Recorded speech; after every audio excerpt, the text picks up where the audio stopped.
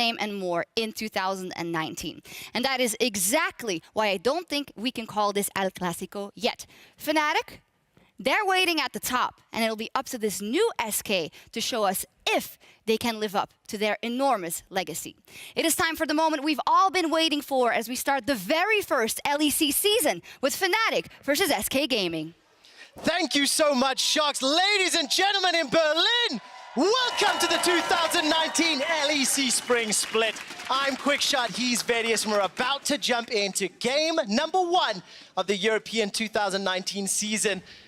I love everything about our Ready Check and the set and the stage. And Vedius, you know I am the EDM grandpa of Europe. Of course. Seeing Fnatic in SK, it just warms the cockles of my heart as one of the oldest members of the team because it even predates you. Yeah, I remember watching this at home. I remember watching the Backdoor live. I remember always seeing Fnatic and SK going at it. But now we get to see some brand new rosters. We get to see the kind of storied Fnatic now going up against the rebirth of SK Gaming. And we're guaranteed to have an exciting game 1 as we kick off the League of Legends European Championship. I sincerely hope there's a bunch of viewers out there that don't know the Fnatic SK stories, because I plan to tell you them in-game. He's got his book ready. I do indeed. Before we get there, though, we do need to talk about the draft. So, Vedius, set us up. Patch 9.1, we're seeing these teams setting up. We've seen a couple of leagues playing already. Both LPL and LCK have a number of games under their belt already, so we've had a taste. But what should we expect from European teams and pros? So, Galio, Lissandra, going to be very high priority picks for many of the mid lane champions. But largely, that's one of the few that you won't see flexed very much. And that's why I start with them, because the meta right now is entirely revolved around flex picks. Champions that can be played in literally every single role. At the World Championship, many of you saw the flex between mid and top lane champions. It has expanded beyond that. Mid, top, jungle, bot, support. All of it is being flexed by literally everything. All right, so let's see who's going to have the advantage then. Of course, in terms of side selection, blue-red, Fnatic will be on the blue side, SK Gaming will be on the red side, and you have to feel that with only one change to Fnatic's World Finals roster, albeit a huge change, they are the favorites in this matchup, and it's up to SK to upset the apple cart. Now, SK Gaming, of their 5 members, 3 of the 5 players played alongside one another in the LVP on the Mad Lions roster. So there will be some synergy, there will be some teamwork amongst these players, and I'm excited to see Werlib, the man back in your screen, and what he will play as we load up into draft. And here we go, ladies and gentlemen, the first draft of the 2019 LEC Spring Split. Again, we want to draw your attention to things like the flex picks, champions that can move between multiple different roles. What is going to be the main priority for each team? Things like Aurelia, Akali, Cassiopeia, Lucian are all really big picks that should likely be taken off the ban table, or put into the ban table rather, very early on. Well, of course, we've seen that Cassio also played bottom lane a fair amount, so we'll see what direction it goes. 2 returning coaches to the stage, of course, Youngbuck on your screen right now. He's taking on Sheepy. Youngbuck called the 6-star general for the fact that he has 6 EU LCS titles. Now he's looking for his first LEC title. And we load into the 2019 LEC draft. Irelia, Ezreal, Aatrox, Cassio. So, things like the Camille are still up and available. Galio and Lissandra are still up for grabs as well. Urgot has been another huge pick that many teams across the world love to prioritize. But interestingly, we are seeing a Morgana ban.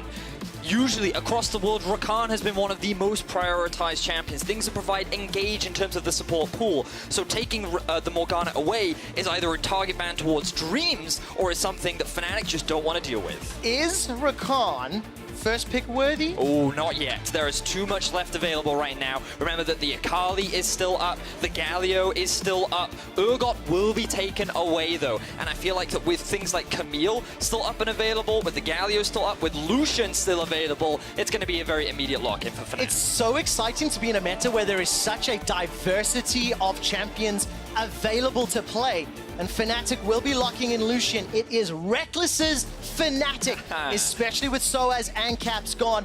The Whirlip Jax Hover, that is a history and a callback to when he was a one-trick pony. Oh yes, he was. Back in 2016 when I first joined the league broadcast team, he was always playing that Jax, always having a fantastic performance on it, but he's expanded his pool. He's grown since then, and now they're going to shift their focus towards that bot lane. We already talked about the Rakan, it kind of being one of the priority picks. I do feel that you kind of want to pair this up with something like the Galio or the Camille right now, because it facilitates that engage very smoothly, but instead they're going to go for one of the other S-tier jungle picks in Xin Zhao. All right, what do you make of this? It's still a similar vein. They can go in together. There's some synergies between these two.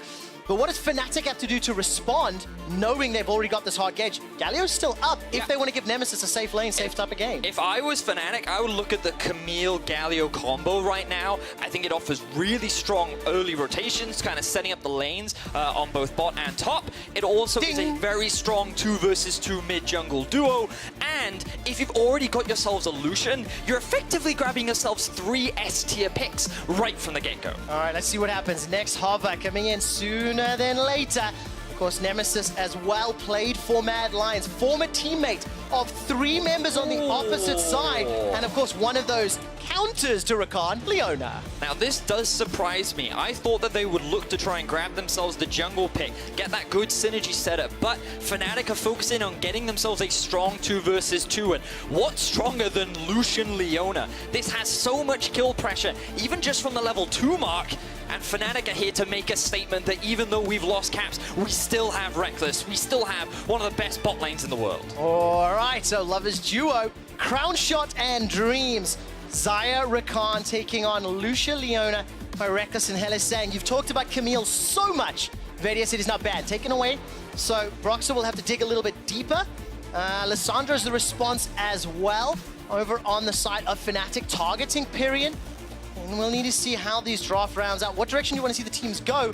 Knowing, of course, SK will have that first pick in Phase 2. Well, SK still need their mid and top lane, and remember, you can flex those both, so that's one of the advantages that they have of being on the red side right now. Fnatic are looking for their top laner, and jungle is what you'd initially expect. And I feel like that if you are SK, you kind of want to prioritize saving your mid counter pick for as long as possible. Get Pyrion on something comfortable, make sure that the Galio is going into the mid lane. Things like an Azir and Corki have been shown to be strong counter picks into the Galio in the past and across the world. Alternatively, they could just pick something safe. Oh, as I say that, the Azir immediately gets taken off the board as well. So the number of counter pick options are kind of limited. If they're feeling adventurous, they could go for something like a Jace. Ooh, that would be interesting. We've seen a little bit of that flirted with around the world. Of course, Akali's still open, but less likely to be picked, considering what's on the table. And one of those other options that could still flex, the Scion, could go top or mid, pending the rest of Fnatic's drop. So this is exactly a very safe blind pick. As you identified, Quick Show, you can put it in the mid lane. It's perfectly fine against the Galio. It's not going to die, and you can move it up to the top lane as well. So SK just waiting to see what Fnatic round out with. All right, so for SK Gaming's first game back on the LEC stage at the top tier of League of Legends, nearly 3 years. They've nearly got their team composition around out. And Bettis, you'll be happy to see Broxer playing Nocturne. The last time he played Nocturne was at All-Stars under your advisement, and it didn't go very well. But this is a very different beast. It was in the mid lane, yes. And interestingly, you know, I wrote Swain in my preparation, and I thought the only team that's likely to pick it is Fnatic. But I feel like that it's fallen so far out of meta that probably won't be as prevalent. But something that Bwipo has shown pretty much throughout the entirety of 2018 is that he loves this champion, he finds success with this champion consistently, and it does really well into champions like Scion. So it kind of forces that down into the mid lane, so now SK will be looking for something else up top, but instead, they go for the Corki that we were talking about earlier. So you like the Corki into Galio. What I see from Fnatic is a press R type situation, and they go, Corki, Xayah, you should not be here anymore. And if they can pull off that combination, those squishy duo carries could get blown up very, very quickly. So in terms of raw teamfight damage, you just kind of look at Fnatic and you say, okay, they've got a very strong mid-game composition. They have a lot of engage tools, they have a lot of follow-up, and they have a lot of mid-game damage, especially around the 2-item mark. But they also have strong laners across the board. Swain should be able to pressure the Scion pretty effectively in the top lane. The bot lane should create relentless pressure all the time. time. So Fnatic have themselves 2 winning lanes. It's about how well they can utilize that pressure in the early game. Okay, so expectations should be high though, because this is a team that has shown they can do that. 4 out of 5 players still playing together, and Nemesis on that slightly more supportive mid lane pick for Fnatic will also be able to jump in and try to counter some of that play. We're talking about Verius, ladies and gentlemen. It is the first game of the 2019 LEC season. Throw those flares up and let's see if Fnatic, your European World finalists, will be able to pick up their first win of the Spring Split. I am excited to see how this goes about. I've been waiting so long for European League of Legends to come back. Quick shot, second best league in the world. World finalists on your stage going up against the rebuilding SK. What better way to kick things off? We have exciting games. We're going to have a lot of bloodshed. Are you ready, Quick Shot? Not yet, but I will be once we load onto the Rift. Of course, a prediction there from a little animation. Whether or not it'll work out, that will remain to be seen. Ladies and gentlemen, it's Fnatic taking on SK. Normally, this is where I would be jumping up the hype. We do have a small pause. Reminder that it is new players to the stage, new stage to the stage, and it is SK Gaming that have temporarily thrown down the pause. And of course, Verius, as I mentioned, it's been a long time since SK played.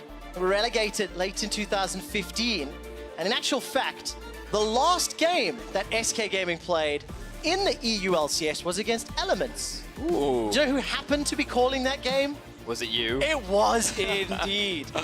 Got a very special place in my heart because SK Gaming and Fnatic are 2 organizations that go back a very, very, very long time. They've been around for decades now, and they've competed in multiple games. That's what Shots was talking about. And that's also why, when the 2 frontmen were Spanish, an initial El Clasico came about. But SK has to live up to that legacy again, have to prove they belong. And that's the big thing, right? Like, that rivalry doesn't exist right now. This is a new team. It is a very different Fnatic. But this is their opportunity to reignite that battle, to recreate what the rivalry was so long ago. Unfortunately, the pause has quickly been resolved. Quick Shot hypers into the game. Ladies and gentlemen, put your hands together as Fnatic take on SK Gaming and the debut match of LEC 2019. Gonna put my projection goggles on, Verius. Turn to you and say, it's up to you to tell me. Where will the action be happening? Give me a lane, give me a reason. So, the thing about SK's comp is it's definitely a little bit more on the scaling side. 2-3 items is really when this composition will kick into its own. Things like the Corki will be able to pressure out against the Galio. It has a range advantage. He can quite easily bully him out of lane. He has pretty effective wave clear. And also, because of his package, he can offer a little bit of more map pressure and his ability to roam. So he can kind of keep up with Galio much better than many other champions can. And it kind of outscales him a little bit better and later on into the game as well. You will notice he is running the Kleptomancy. Kleptomancy did have a small change recently where once you hit an enemy with an ability, then you can proc the Kleptomancy and get a couple of bonuses for 2 of your next basic auto attacks, which is very easy to get against a melee champion like Galio. Helps a lot, especially in the early levels where Nemesis's Galio is not going to have the same level of wave clear. Take a quick look at Nemesis player. Huge expectations for this man replacing Caps. He's a 19-year-old man from Slovenia. And this is a kid who is now stepping into a world finalist mid laner's position, and expectations couldn't be higher, especially for an organization like Fnatic. Oh, for sure. But what we have heard multiple times from Fnatic players and Nemesis himself is that he is not here to be the next Caps. He is here to create his own legacy, to kind of be his own player, and how he fits into Fnatic is yet to be seen. That's what we're here watching, what we're waiting to see. But what we do know for sure is that he is not trying to just be Caps too. Yeah, of course, it's going to be a difficult situation. You know what? Europe has a pretty storied history of successful rookie mid laners. Yes, it does. Yes, it does. Stepping up to be very good ones. So expectations and possibilities are endless. And he is going up against Pyrion, who he did actually have a lot of respect for. And while Pyrion didn't have the best competitive year in 2018, still being on SKT has to mean something. And the fact that he is in a winning matchup and able to create pressure in the early laning phase is working out quite favorably for him so far. Well, Bwipo is being pretty favorable in the top lane, also sitting on that Klepto Swain, using the full rotation of available spells to bully Whirlip back ever so slightly, and you kind of expect that in these early levels where Swain can just push Sion around. Yeah, he typically will, and we talked about it in the draft, how Fnatic have the top and bot are kind of pushing in their favor. You can already see that on your mini-map, but we talked a little bit about what SK will be looking to do in this game and how they have that pressure around the mid lane. What SK will likely be looking to do is around the level 6 mark, for the bottom lane, is when Selfmade could look for a gank. If they could bring Perian down to the bot side of the map as well, that is their kind of avenue of attack. And if they can get Reckless behind and start getting crown shot those items faster earlier into the game, then SK is in a good position to challenge in the mid game and then can rely on their scaling later on. Vetis, it feels like Hylissang sort of knows that because he's gone into the river and back at least 2 or 3 times since the laning phase began. Keeps sniffing out, trying to see where Selfmade is. You can see Selfmade already cleared out that Scuttle Crab and is trying to push through his jungle. And while Bwipo's pushed this wave in, he's just trying to deny Whirlip as much CS as possible and get those Klepto stacks as quickly as he can. And I also want to bring attention to a couple of the rune changes that have happened as well, because you can see Selfmade running Hail of Blades. He actually has his eyes on the top lane right now. And let's see, First Blood is available. Decimating Smash gets the knock-up onto Bwipo. Whirlip's down to 200. First Blood secured by SK Gaming. Fantastic start for SK. They punish the overextending Bwipo. He doesn't have any vision towards the top side of the map, and he ends up getting punished for it. Very clean kill. SK off to an early gold lead. Yeah, very nicely done. And of course, Selfmade is one of the more hyped-up rookies coming to the league. Polish jungler. Played a lot, has been playing for several years in the ERL, the National League scene. Also played with Mad Lions, one of the very, very successful players in 2018. And once again, just trying to show his dominance on a stage, this time the LEC stage. And as we mentioned, Hilly, he's sniffing. He's trying to make sure that Reckless can push and farm safely. Now, it is Broxah who is looking for an opportunity. These players are not giving me a chance to talk about some of the cool new stuff that we have on our screen. But that is kind of what the meta is revolved around right now. A lot of lane pressure, a lot more jungle involvement, and kind of like lane dominance. How teams utilize that pressure is a really good indication of a strength of a team. And while Selfmade found a good punish onto Bwipo, it hasn't translated into a significant lead just yet. But the lanes are kind of going as we expected, Quickshot. Top lane and bot lane in favor of Fnatic, mid lane in favor of SK. But that kill to Selfmade means that he's still keeping things pretty even across the board. And it's actually very exciting for SK when you think that Zin's going to be one of the primary tools jumping on the front line, and Selfmade may find an opportunity in here behind Reckless and Hylissang. Now he did, remember we talked about him looking for an opportunity in the bot lane. Dreams goes in. All right, Dreams manages to dash in, dash out. The Zyra duo doing work. Summoning heal already blown. Zenith Blade buys some space for Hilly. The knockup from the 3-tower strike into a root. Hilly's down to 100 HP, 80 HP. Escapes with his life. Reckless and Hylissang survive the gank. Great use of the Eve from Hylissang to close the gap against Selfmade, briefly stun him, and then also escape from Crown Shot and Dreams. That provided enough time for them both to escape, but it did cost them a lot of summoner spells. So good gank coming up from Selfmade, and I love his early game pressure. We talked about how he is a hyped up jungler. He's someone that we wanted to keep our eyes on coming into the new LEC season, and so far he's having a fantastic debut. Let's talk about Xin Zhao versus Nocturne. Kind of expected. I feel I prefer the Xin Zhao early ganks, but Rox is getting close to 6, getting close to Paranoia, and try to turn that back around. Yeah, and the thing about Nocturne is he's much more about getting that first item and having the Paranoia where you'll see much more of his jungle involvement. But for Xin, especially with the Hail of Blades, he has so much damage in the early game. Hail of Blades, due to how it was changed, gives you 100% attack speed the moment that you're in combat with another champion, and it's so much burst damage, it is so effective, especially early on, and it also doesn't proc on your auto attack reset. So he can auto into his auto attack reset into auto, and then people just melt. So he's so strong in these early levels. He becomes a machine gun of auto attacks, yes, one might say. Well, we got a brief moment respite here as all the laners have gone to pick up some of their first tier items. BF Sword for Crown Shot, we've already got the Cutlass sitting for Reckless, Sheen for Pyrian. Rox is going to find Selfmade, but it's level 5 to level 6, and you can see immediately Pyrian was leaving the lane. Now, one of the things I wanted to mention, Vedi, is that if some fans haven't been watching since last year, or All-Stars, turret plating is now a thing. Of course, as you start to pitch those waves, additional defensive stats and additional gold to be gained for each turret plate that you knock down. And this is why laning is so much more important right now, because if you have a strong lane, it means it's easier to get gold into your strong laners, and then you can translate that into even bigger leads. And so far in the bot lane, things have gone heavily in favor of Reckless and Hylissang, but after that gank from Selfmade, the pressure has come off. So now that turret plating is in a much healthier state, and it is Crown Shot and Dreams that can look to start chipping away at this tower, especially once they get level 6, I want to see SK make another gank towards that bot side of the map. Well, seems like every gank Selfmade has already put in place has been effective, has secured themselves the 500 gold lead. One thing to note, though, that with Brox's invade and some support from Whippo, he was able actually to steal that red buff. So Selfmade's not going to gain access to that one for now. And Whirlip is just trying to hold on. He's level 7. He's got himself a Catalyst, but he's down 10 CS.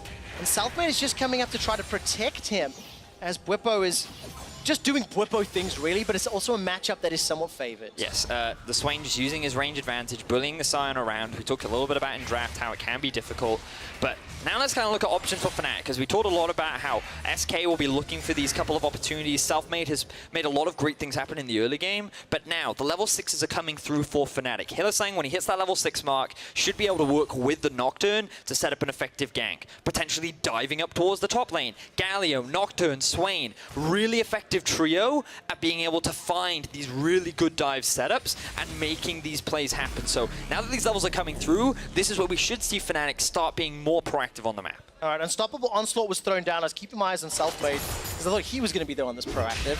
Wasn't the case. And of course, for Fnatic, they are a little bit behind. Correction, they're in fact a little bit ahead.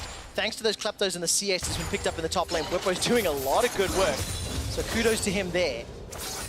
But on a scale of calm to panicked, where would you rank Fnatic and their fans if SK Gaming were to win this match? I wouldn't be panicked at all. I think many Fnatic fans know that early on in the split, Fnatic just lose games. It is a thing that happens to them. And I also think that with the introduction of Nemesis, it will take them time to figure out how to find the most effective strategy to enable this team. And the thing you've got to remember, though, is that with this composition, the pressure kind of falls on Fnatic to be the more proactive team. Remember how we said that SK have much more of a scaling comp? Yeah. Once they get to 3 items, Corki and Xayah will be very obnoxious to deal with. They have a lot of escapes, they have a lot of safety tools, so this dive comp becomes a lot harder to execute, especially when you have this big, beefy front line of the Sion as well. I'm so happy that SK Gaming are stepping up and showing us a competitive debut in LEC, because I have a quick stat for you. Do you know how many days it's been since we've seen SK Gaming on this stage? 1,084. Not bad. 1,274 days. I have some more stats prepared for you, but an initiation is on the cards. Rekkles and Hilly decide to dive in. Hilly's in a little bit of trouble as he takes some autos from Crown Shot, and he's able to escape. Only the Summoner Ignite thrown down. Well, once again, 1,274 days since SK Gaming's last match on this stage. They were relegated at the end of 2015. They played 179 games. And this is their first one back, and they are going toe-to-toe the World Championship finalists. I really love the play from Dreams right there. He ulted onto Rekkles, not Hylissang. The follow-up was denied from Fnatic, which meant that Crown Shot could reposition. He didn't even have to burn any of his summoner spells. He still has his ultimate available, and they completely dissuaded the 2 versus 2. Now, the problem for SK is that Rekkles was able to pick himself up 2 tower plates, so he's going to get a bit of extra gold in his back pocket, and the bot lane for Fnatic is still going to feel very happy. But what I would have liked to see from Fnatic is more coordination with either Broxah or Nemesis. Work with these semi-globals to be able to set up this play more effectively, rather than just trying to win the lane 2v2 by yourself. You have to think, by nearly 12 minutes in game, we haven't seen a single Paranoia or a single Galio ultimate. I start to get nervous, because SK still hold on to a very strong position.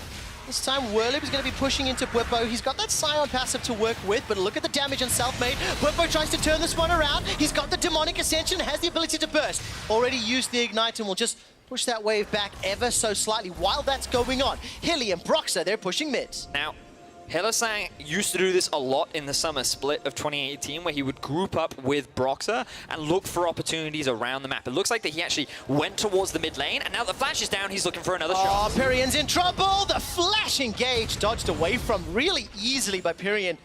kind of felt like he was on edge, kind of felt like he anticipated, he was ready and he responded. So I wasn't entirely sure how both Nemesis and Pyrion burnt their flash prior to that gank, but what we do know is that Pyrion showed a lot of respect. He was very aware that his jungler is topside, he has no vision in the river, the enemy support is missing, and that is a lot of restraint being showed by Pyrion to not give away that kill. Another failed setup from the side of Fnatic results in SK walking away with their lives. All right, 12.5 minutes in. First big items are now completed. Rod of Ages for Bwipo, Abyssal Mask in the top lane, Hextech Proto Belt for Nemesis's Galio, Trinity Force, the list goes on. Only Reckless looking to complete their Blade of the Rune King in not too much time. It will take just a few seconds. While that's going on, we've got a small initiation around this blue Sentinel. And Brox is going to be able to steal away that Scuttle Crab. And I like that you mentioned the Proto Belt. This is something that we're seeing a lot more from Galio mid. Now, he did receive a bunch of changes. His AP scalings went up. He does a lot of damage. And one of the other cool things that mid lane Galio brings is that with a bunch of the rune changes, it means that you now have a lot more stat lines that you get to choose from. So you can fill it more with AP or armor or magic resist. And what most Galios do is they run Aftershock and then they just stack it full of AP. So you still do loads of damage. You're still really tanky, you're really obnoxious, and it kind of means that you can just continue to build more AP while still retaining a lot of that tankiness. And that's, of course, allowing Nemesis the options, but I want to see him use his ultimate. He's down 25 CS in lane. This Corki has just pulled ahead, despite being flashless, also anticipated or was ready for a potential gank. And unfortunately for both of these teams, with the Cloud Drake being the first spawn, it's not the highest priority to risk big engagements around, so neither team has made any real investment or commitment to try to pick that objective up. We've just crossed 14 minutes. We talked about the turret plating earlier. They have now officially expired, so that bonus gold and those bonus defensive stats are no longer available. And if towers start to fall, that can accelerate the tempo of this game. And that's an important point there, Quickshot, because remember, what we said for Fnatic, they have two strong winning lanes, Swain and the Lucian Leona. They wanted to be taking as much of that turret plating and creating as much pressure as possible in the early game to transition into a strong mid game. Now, they're not weak in the mid game. The gold is even, but when you have this scaling SK comp, if they can keep the game going this way, they're in a perfect position. Look at the minimap. Hilly and Broxer are coming to support. Hilly's gonna find Selfmade. Fnatic debated SK Gaming. And while the stopwatch was used by Selfmade, kill secured by Broxer. Not done yet. Here comes Pyrion. He jumps in with the package. The damage burst is amazing. And Hillisang is down. Sheepy's on his feet celebrating. Broxer gets taken out. Pyrion's on with a double kill. He's not done yet. Nemesis forced to use a Justice Punch to run away. A smash knocks Bwipo into the air, and SK Gaming, they get the reply kills after losing the first. And this is what we talked about with the Corki. The package enables you to follow the Galio. You can keep up with him. And with the arrival of Pyrion and Dreams, SK turned what was an advantage for Fnatic into a bigger advantage for SK. The tension in Berlin is growing as SK Gaming have a lead against Fnatic. This is not what many fans expected, but boy, oh boy, am I loving this for the start of the season. Look at the mid lane. All right, let's see. Zenith Blade needs to find its target. Crown Shot's got flash available. Gonna be able to use the Featherstorm just to jump up and fly away. Crown Shot does a good job of escaping the gang. Does go the wrong way round, but you know what? He gets away with his life, so he's going to be pretty happy with that. Meanwhile, Reckless is left unchallenged on this bot lane tower, but as Whirlip arrives, it should be enough to keep this one alive. But look at the potential dive situation.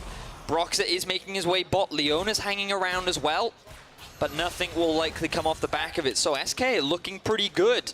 That top lane play, remember that it all started off with Whirlip and Selfmade trying to make a play happen. Fnatic, they read it well. They knew that Selfmade was investing all of his resources into trying to get Whirlip back into the game, keep him alive, kind of shut down this Swain. But they read it, they punished, and now we have the Drake kicking off. All right, Hillisang steps forward. He threatens an engage with the Solar Flare, but SK read the situation well. They've littered the minimap with wards. Look at all of the pings on Broxer and Bwipo near the top quadrants of the map. SK Gaming are working with a lot of information. They got the first blood. They got the first dragon. They got a few turret platings in the mid lane. And while a tower has not yet fallen, SK Gaming are not buckling under any pressure, and they are playing exceptionally well. Of course, it's Pyrion, that mid laner that you talked about, who was a substitute for SK Gaming and has a number of teams under his belt, but SKT, thank you, SKT. Now playing for SK. Right, so just a testament to the ability. This is the replay that we were talking about a little bit earlier on. Fnatic, they read the play, they saw the self-made was going to come towards the top side of the map, they punish it. This is really good from the side of Fnatic. But then, while this is all happening, Dreams has already rotated elsewhere on the map. He wants to try and catch up to Hylissang, and that is such a fantastic flash into Taunt, into Knockup, to set up Pyrion to come in, deal the damage, and find 2 quick kills. I don't believe they translate this into anything more due to the tanky nature of Bwipo and Nemesis, but the fact that SK were able to react so quickly and cleanly shows that this team is no pushover. Yeah, absolutely not. And I really feel like Selfmade has been the one of the players that has been a huge impact this game. We just caught that picture-in-picture. Selfmade helps Pyrion knock over the mid tower, while up in the top lane, Whirlib was able to secure the top. So it's 2 tower advantage, a 2,000 gold lead for SK Gaming. And Selfmade is this new, hungry Polish jungler to the scene. And his debut match in the LEC is really impressing me with the decision-making, with his pathing, and just, he's everywhere his team needs him. But the big challenge for him will now come into the next set stages of play, because the one thing about Fnatic, and the one thing that has kind of been true for them for a very long time, is that late game team fighting is their baby. It's something that they've owned in Europe for many, many years. And a lot of it comes off the back of the Wonder Boy Reckless. He is on Lucian, not the strongest late game carry, but it's still enough for him to potentially turn this around as Broxah loses his life. He does indeed. Nemesis comes down with a hero's entrance, but that's going to have to be a heroic defeat. Hylissang may need the solar flare just to buy some time. Crown Shot comes in as well, and Hilly goes down. 2 quick kills to SK Gaming. And, you know, I didn't believe it for the longest time, but SK are continuing to pull ahead. SK are continuing to sway my opinion. They may just be able to build up a lead with a good scaling comp to take down Fnatic. And a lot of it just feels like Fnatic are not showing the same coordination that they showed at Worlds, that they showed in summer of 2018. Members are being caught out of position. People are trying to save people that cannot be saved. And let's just look at the whole map right now. You can see that Broxah is trying to clear vision when he doesn't have control over mid. Selfmade and Pyrion are able to quickly collapse, but hey, he thinks if I've got the Galio ulti, I'm fine. No, that just baits Nemesis and Hylissang in. But again, they're outnumbered. Swain is still topside, Lucian is in the mid lane, and Fnatic, they just don't seem to be on the same page, whereas SK, they're leveraging that Mad Lion synergy that they have. They're leveraging the fact that 3 of these members have played together for a long time, and they're punishing these small mistakes from Fnatic. And of course, we keep saying this Mad Lion synergy, and it just means they played in a team, but this was a team that won LVP, that won EU Masters, that has plenty of tournaments in their trophy case, and is doing exceptionally well. Now let's take a look at available ultimates as we've gone past the 20-minute mark. Nemesis has got that hero's entrance on cooldown. Baron will be spawning. And SK Gaming have got a very good setup. 2 item power spike completed for pretty much all of their carries. And they're going into this mid-game well. How much of a gold lead does there need to be for SK for you to feel extremely comfortable that their composition and the gold lead is enough to take down Fnatic? The moment that 3rd item comes through is when I think that SK are primed and ready to win the game.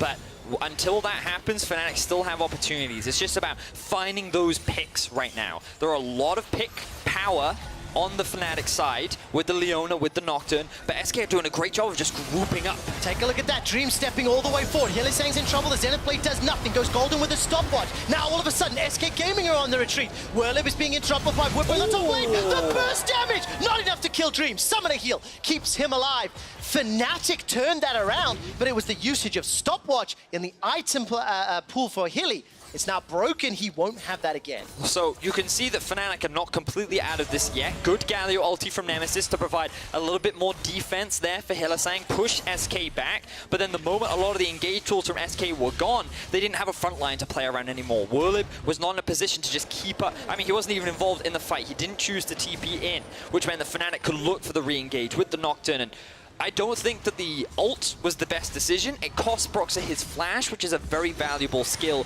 when you are playing this Nocturne champion, and he isn't able to find a kill off the back of it either. So it was a very high risk for probably not the greatest of rewards. Especially just before Mountain Drake as well. So this will be an easy objective secured by SK Gaming.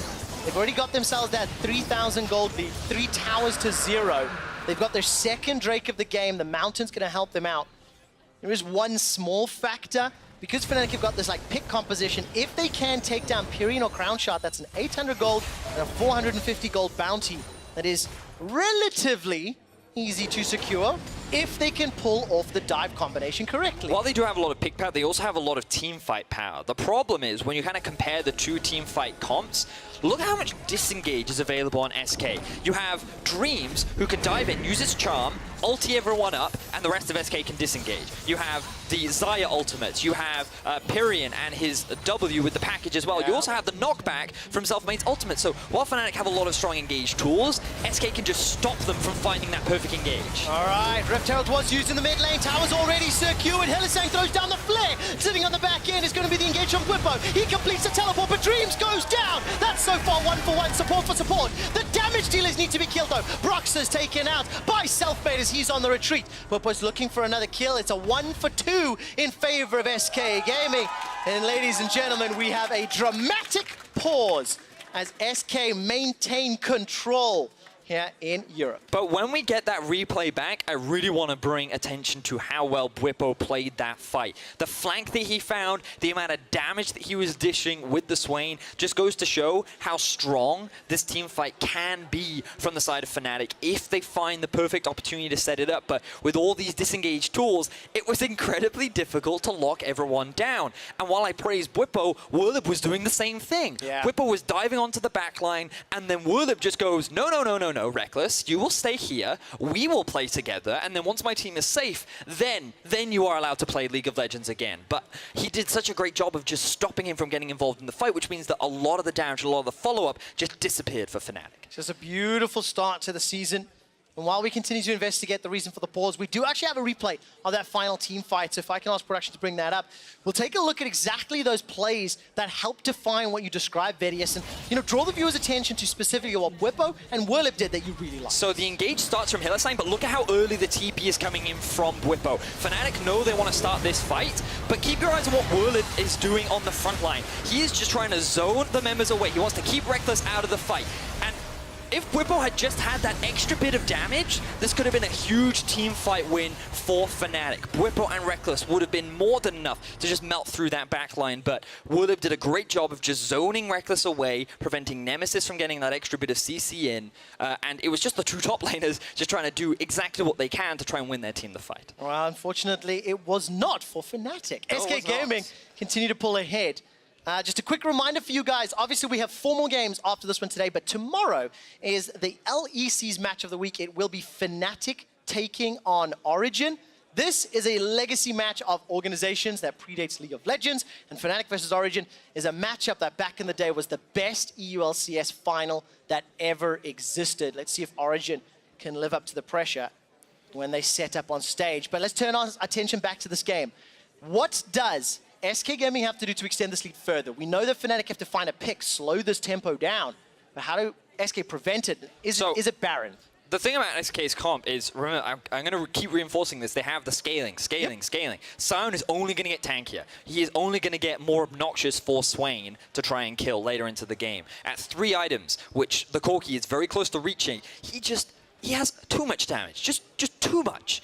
And then the Xayah is in a very similar boat. And like in that point in the game, he's going to be dealing more damage than the Galio, more damage than the Lucian as well. So SK, they just kind of need to keep pressure, but they don't need to overextend or force anything. The onus kind of falls on Fnatic. And the situation that you just saw is what they want to be doing. They either want to be finding these fights around Baron, maybe they want to find a fight around an objective that SK is sieging up towards, something like a Dragon, and they want to try and out-team fight SK. And again, that team fight was very close. A couple of small differences in execution for Fnatic could have been the swing that they needed to come back into this game. All right, so that's a big benefit for Fnatic. Just a few small tweaks in these upcoming team fights, they can bring it back. But when I look at these play cams, there are some concerned faces here on the side of Fnatic. I had some big praise for Broxah because I loved his performance at the World Championships. And Young Buck backstage sitting with the support crew.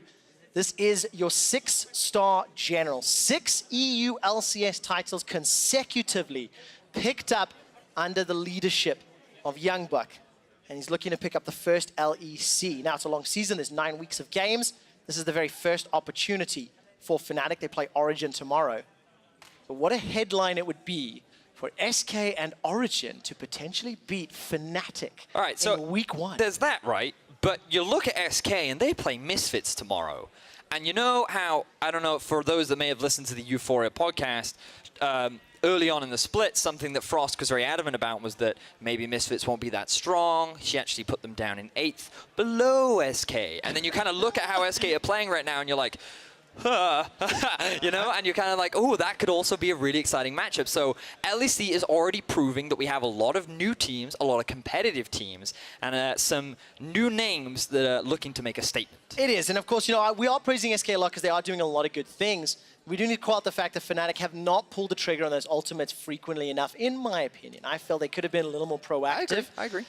While we continue to wait, I'm just going to give you guys an update, ladies and gentlemen. In the last team fight, Fnatic did report some latency issues. So League officials are reviewing the footage.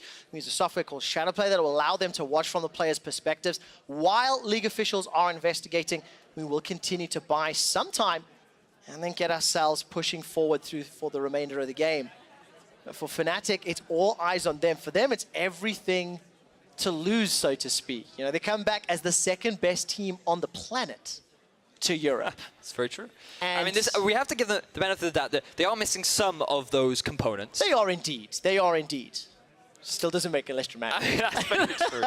But yeah, high expectations for Fnatic. On the podcast, there were people, I mean, we had Frost and Deficio both saying that Fnatic should be at a very high tier. Like, coming into the split, you should have high expectations of Fnatic. They still kept 4 of the 6 members. Bwipo was the guy that primarily played at the World Championship. Yep. He introduced things like the Victor Top, where he, quite frankly, obliterated Licorice with. He had a fantastic tournament overall.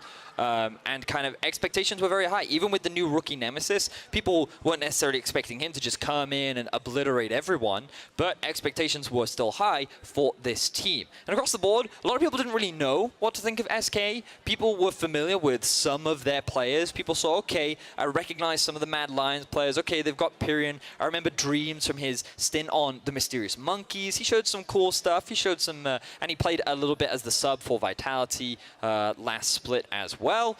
And so, like, you kind of look at this roster and you think, okay, I can kind of see some cool stuff, but I don't think they can really contest against the top teams. I don't know. But early on in the split, when they're utilizing the synergy that they already have against a Fnatic that is still kind of figuring out how best to play the game, they're taking advantage of that and they are playing extremely well. What makes me very excited is when I think back to 2018 Spring Split, we came in with very set expectations and teams stepped up and surprised us. We had the most competitive split ever, down to the point that on day 2 of week 9, playoff spots were still up for grabs and being secured. So to see, you know, a new team under an old returning organization already stepping up, it gives me a lot of hope and excitement. We're going to see Rogue and XL later in the day, the new look Origin as well, and it's just, there's a lot to be excited about for the league this year. And I just kind of, I'm going into analysis mode a little bit, if you don't mind, quick shot. Please do. Something that I've spoken to a couple of analysts in Europe about is how pressure is important. And you'll hear a lot of analysts kind of across the world talk about which lane is winning and which lane has pressure.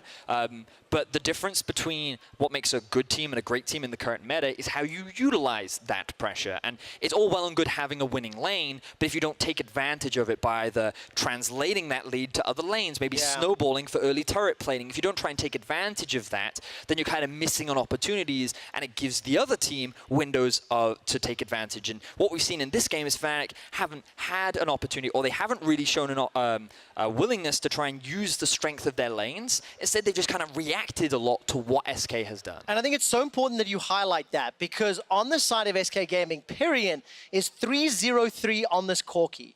Yes, he has a favorable matchup into the Galio, but to put some things into perspective, at 23 minutes in game, Pyrion has a plus 38 CSD over Nemesis. He is also plus 3,600 gold over Nemesis. Now, the reason those numbers are important is Fnatic as a team are behind 2,800 gold. So Reckless and Bwipo are picking up some of the slack. Yes. But this matchup, this pressure point, has been utilized effectively. And this is credit to SK's play by doing the right things, by making the right decisions when they have the advantage. And again, just further impressing upon viewers and ourselves that Fnatic's hesitancy has kind of put them in this hole. Now, it's not game over. No, it's not. It is absolutely not. It's far from it. We still need a few more objectives to happen. To close a game, right? Yes. And that's another big thing. And you know, it's one thing to get a lead. It's another thing to then turn that into an actual victory and taking down the Nexus. And we saw in that last fight what Bwipo can do. This guy has a lot of damage on the Swain. He's very proficient at the champion. And I love the way in which Fnatic actually set up the team fight. The early teleport into the engage from Hylissang. The coordination in terms of actually fighting is still there for Fnatic. The core essence that got them to the World Finals still exists. And I think this is going to be a replay. We have resumed. We are back in game. Verius, our computers have been disconnected. That's why we're both confused right now. Sorry. And of course, as we are back into game, ladies and gentlemen, thank you very much for bearing with us through that review. As we have continued to jump into the game, and we'll take stock of the situation. SK Gaming, 7 kills to 2, 2 dragons to 0, and they are up 3,000 gold. Importantly, they are 4 towers to 1. So now we'll see Fnatic investing a lot more vision around the Baron area.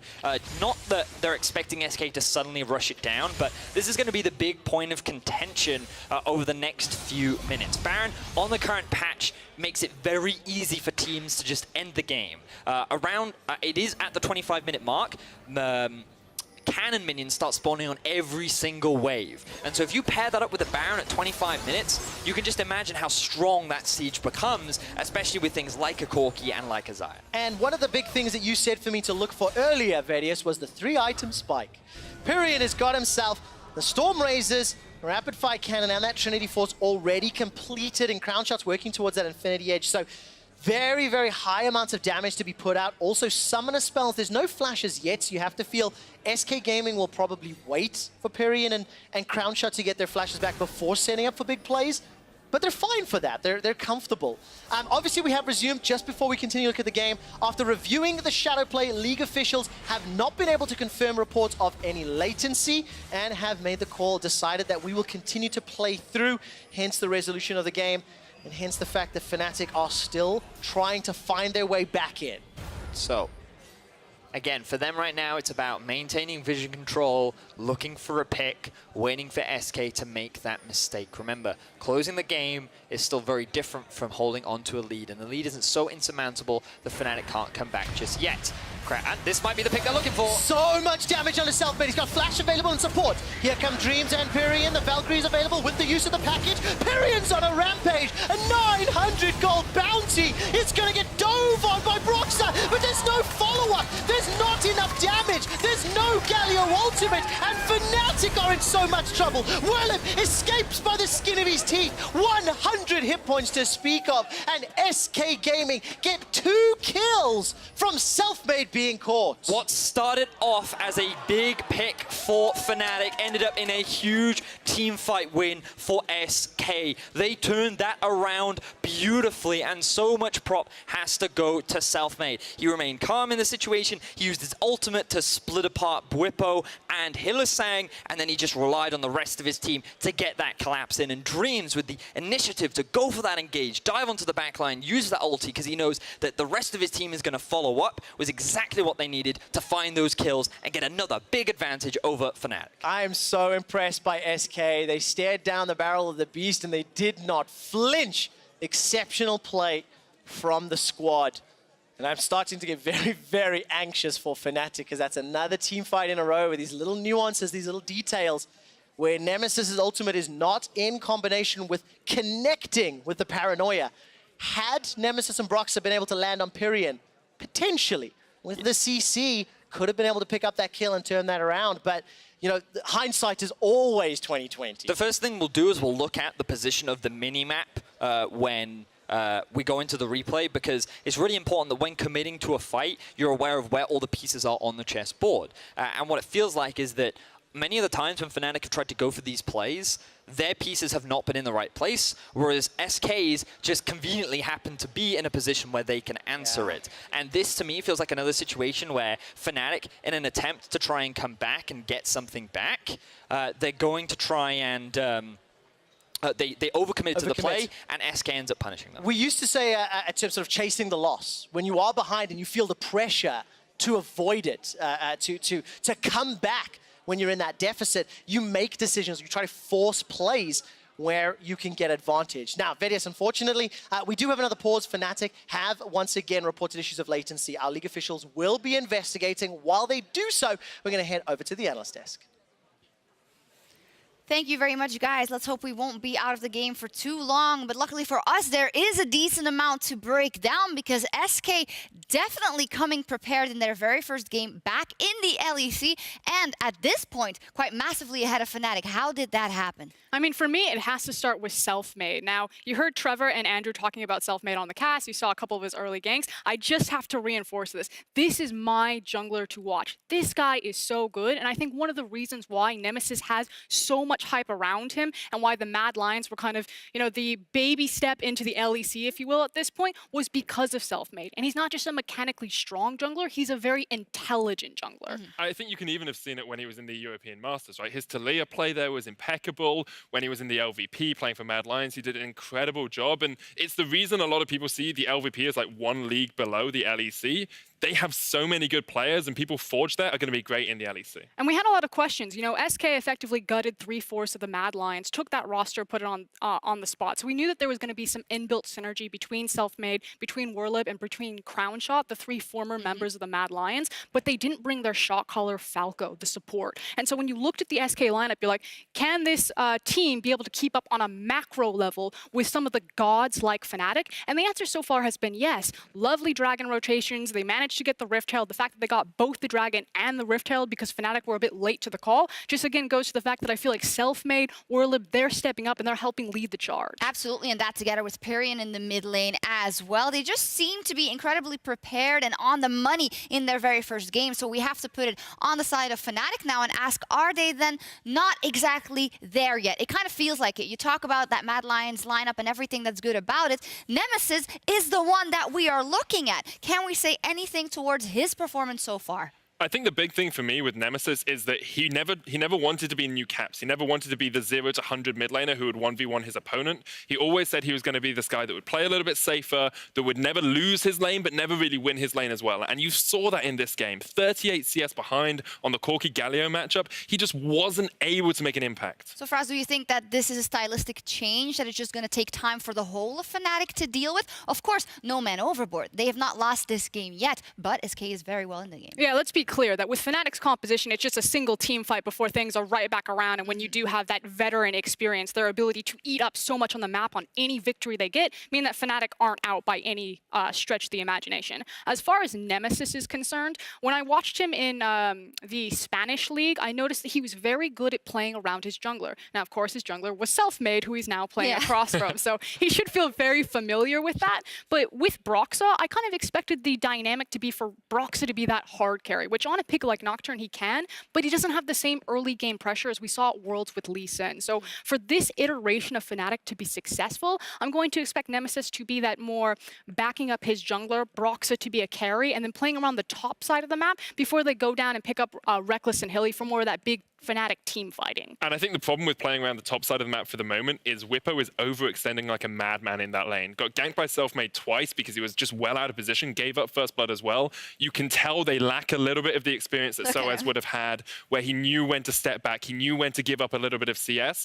Whippo just pushing too far forward gave Selfmade and SK the lead they needed. We just caught it there, that he's talking to the team. He seems to be pumping them up and seems to be just amped up. And I mean, maybe it's getting in his head as well, because now he is that sole top laner for Fnatic. This is not a situation he's been in before, and the whole team is seemingly having to adjust. I mean, Buppo always said that he wants to play in the games that matter. He went to the World Championship. He got to play 2 of those games. This one matters right now. This one does matter right now. But that said, I know a lot of fans, you see a name like Fnatic, you're like, this organization can just print championships. It just carves out superstars. And Buppo will be a superstar. His rookie year was undoubtedly incredible, but there's going to be some teething pains. They lost Soaz and Caps. That's a huge loss, even when you do have young talents like Whippo and Nemesis behind them. Yeah, and the thing about superstars is that there's always one waiting in the wings, and some of those may be on this SK Gaming lineup. And you guys already talked about Selfmade, but Fraska, break it down for me. How did he step into this game in the early and the mid game? He really stamped his authority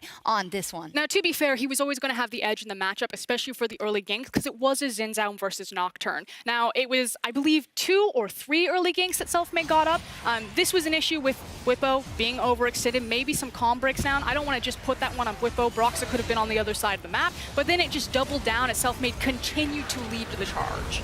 And you continue to see Fnatic kind of make a few mistakes in their team fighting as well. You have this ability to dive onto the backline. You're not teaming it up with the Galio ult. Those should be combined for you to be able to win out these team fights. To be fair to Fnatic, though, at this point you have a 3-item Corki, you're in a tiny choke point, and what is Reckless supposed to do on such a short-range champion like Lucian? Yeah, his ability to skate around team fights, but he's only got one choke point to try to skate forward into, and you're looking at a Corki, at a Rakan. It's just so hard to dive into that backline. Fnatic put so much impetus on that first pick Lucian, though. Like, they gave up the ability to first pick something like the Galio. The Lissandra was available as well. They could have gone for a jungler. Yes, he's a power pick. Yes, he's very strong, but I haven't seen enough from Reckless or from Fnatic around that bottom lane to justify it. Which is why I actually think the crux of kind of how this champion select broke down was in the second ban phase when Lissandra and Azir were banned by Fnatic as opposed to the Corki. Now, Corki's an old school, I'm not going to call it a direct counter in a Galio, but usually an answer to Galio. He can match a lot of that side roam pressure. He's going to hyperscale into the late game. He can bully the Galio out a little bit, match him maybe for some of the wave clear. And I think that's kind of where these issues are coming into play because Nemesis is just unable to get away from Corki and start using that ultimate. Because it's what? Past 15 minutes in the game, and we really have only seen one Galio ultimate with the Nocturne. Yeah, I do think that in the replay we saw there, Fnatic is trying to push still. They are trying to put it back in their favor. They are trying to keep fighting. Is that what they should do? Or do they have to chill for just a minute until it's their time? I honestly think they fall behind as the game goes on and on. You've got Xayah, who I think is stronger than Lucian in the late game. You've got the Corki that we talked about, 3-4 items. That Corki is going to do a huge amount of work. With a Leona, with a Lucian, with a Nocturne, you need to be getting these early fights and these early kills. Otherwise, you're just going to fall too far behind. I think it's about picking and curating your fights. And with Fnatic's composition, they have so many tools to do that. With the Paranoia, with the Solar Eclipse, with the Cannonball comp from Galio, it's very easy for them that once they see one member out of position, they can immediately blow up the fight. But I think the vision changes to the game really impact them here. You're not allowed to carry as many pink wards. Once you lose vision, it's very hard to get that back. And I think that is kind of bleeding in a little bit into their ability to have an open map and find these crucial picks that they need. But so far, Fnatic, Whippo did a really good job in the first team fight with the Rift Herald getting that massive flank, but the second team fight was just a bad fight to take. Yeah, so a couple of things I'll have to clean up if we go back into this game. For those of you just joining us, we are right in the middle of Game 1, Fnatic versus SK Gaming, but there is a pause from Fnatic. Fnatic have reported latency issues to League officials, and they are currently investigating. So hopefully we can get the game back underway in just a little bit. So as said, if you haven't seen the game up until now, SK is quite frankly smashing Fnatic and surprising many people. I think smashing strong is fair. language. I think smashing is fair. Fnatic have got like 2 or 3 kills in the game. They lost Double Dragon early on. They lost Rift Herald as well. Like, you're coming into El Clasico.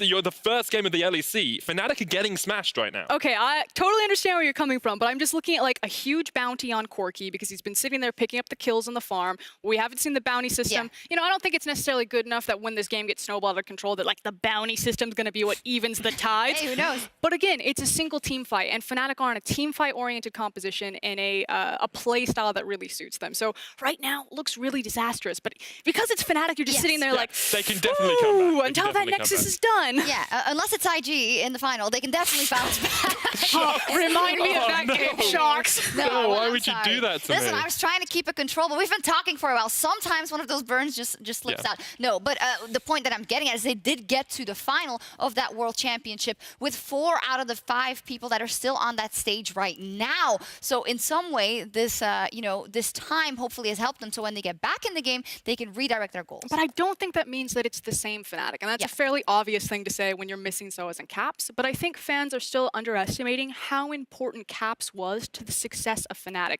A lot of things started with him, especially at that World Championship. It was Broxa and it was Caps really that were just stepping up. Reckless had a couple of his good plays, but usually it's, wait for the 5v5. We know our ADC is a great team fighter, but it's about these 2 superstars in the mid jungle that are going to take off for us. And now that that dynamic's been changed, again, you kind of have to reinvent the wheel. Yeah, but absolutely so. It is so easy to say, well, they were the champions, they will be it again. Surely that isn't the biggest difference, but it is a huge difference when you put that rookie in the mid lane now in that experienced lineup who has given a bit of a different style than Caps. And all of a sudden, you have to change the communication. You have to change the way you do that first gank. You have to change everything. And, well, change it to win this game, which apparently isn't working out too well for now. It's interesting as well, because I got the chance to talk to Nemesis a little bit about his expectations for the league, and he was saying, like, yeah, we'll get first in spring, we'll get first in summer, we'll win MSI, we'll win Worlds, and he's very confident. And Youngbuck's saying, yeah, we have to be very confident. We made finals of Worlds last year. Gotta be. We have to say we're going to win every time. But there was still that level of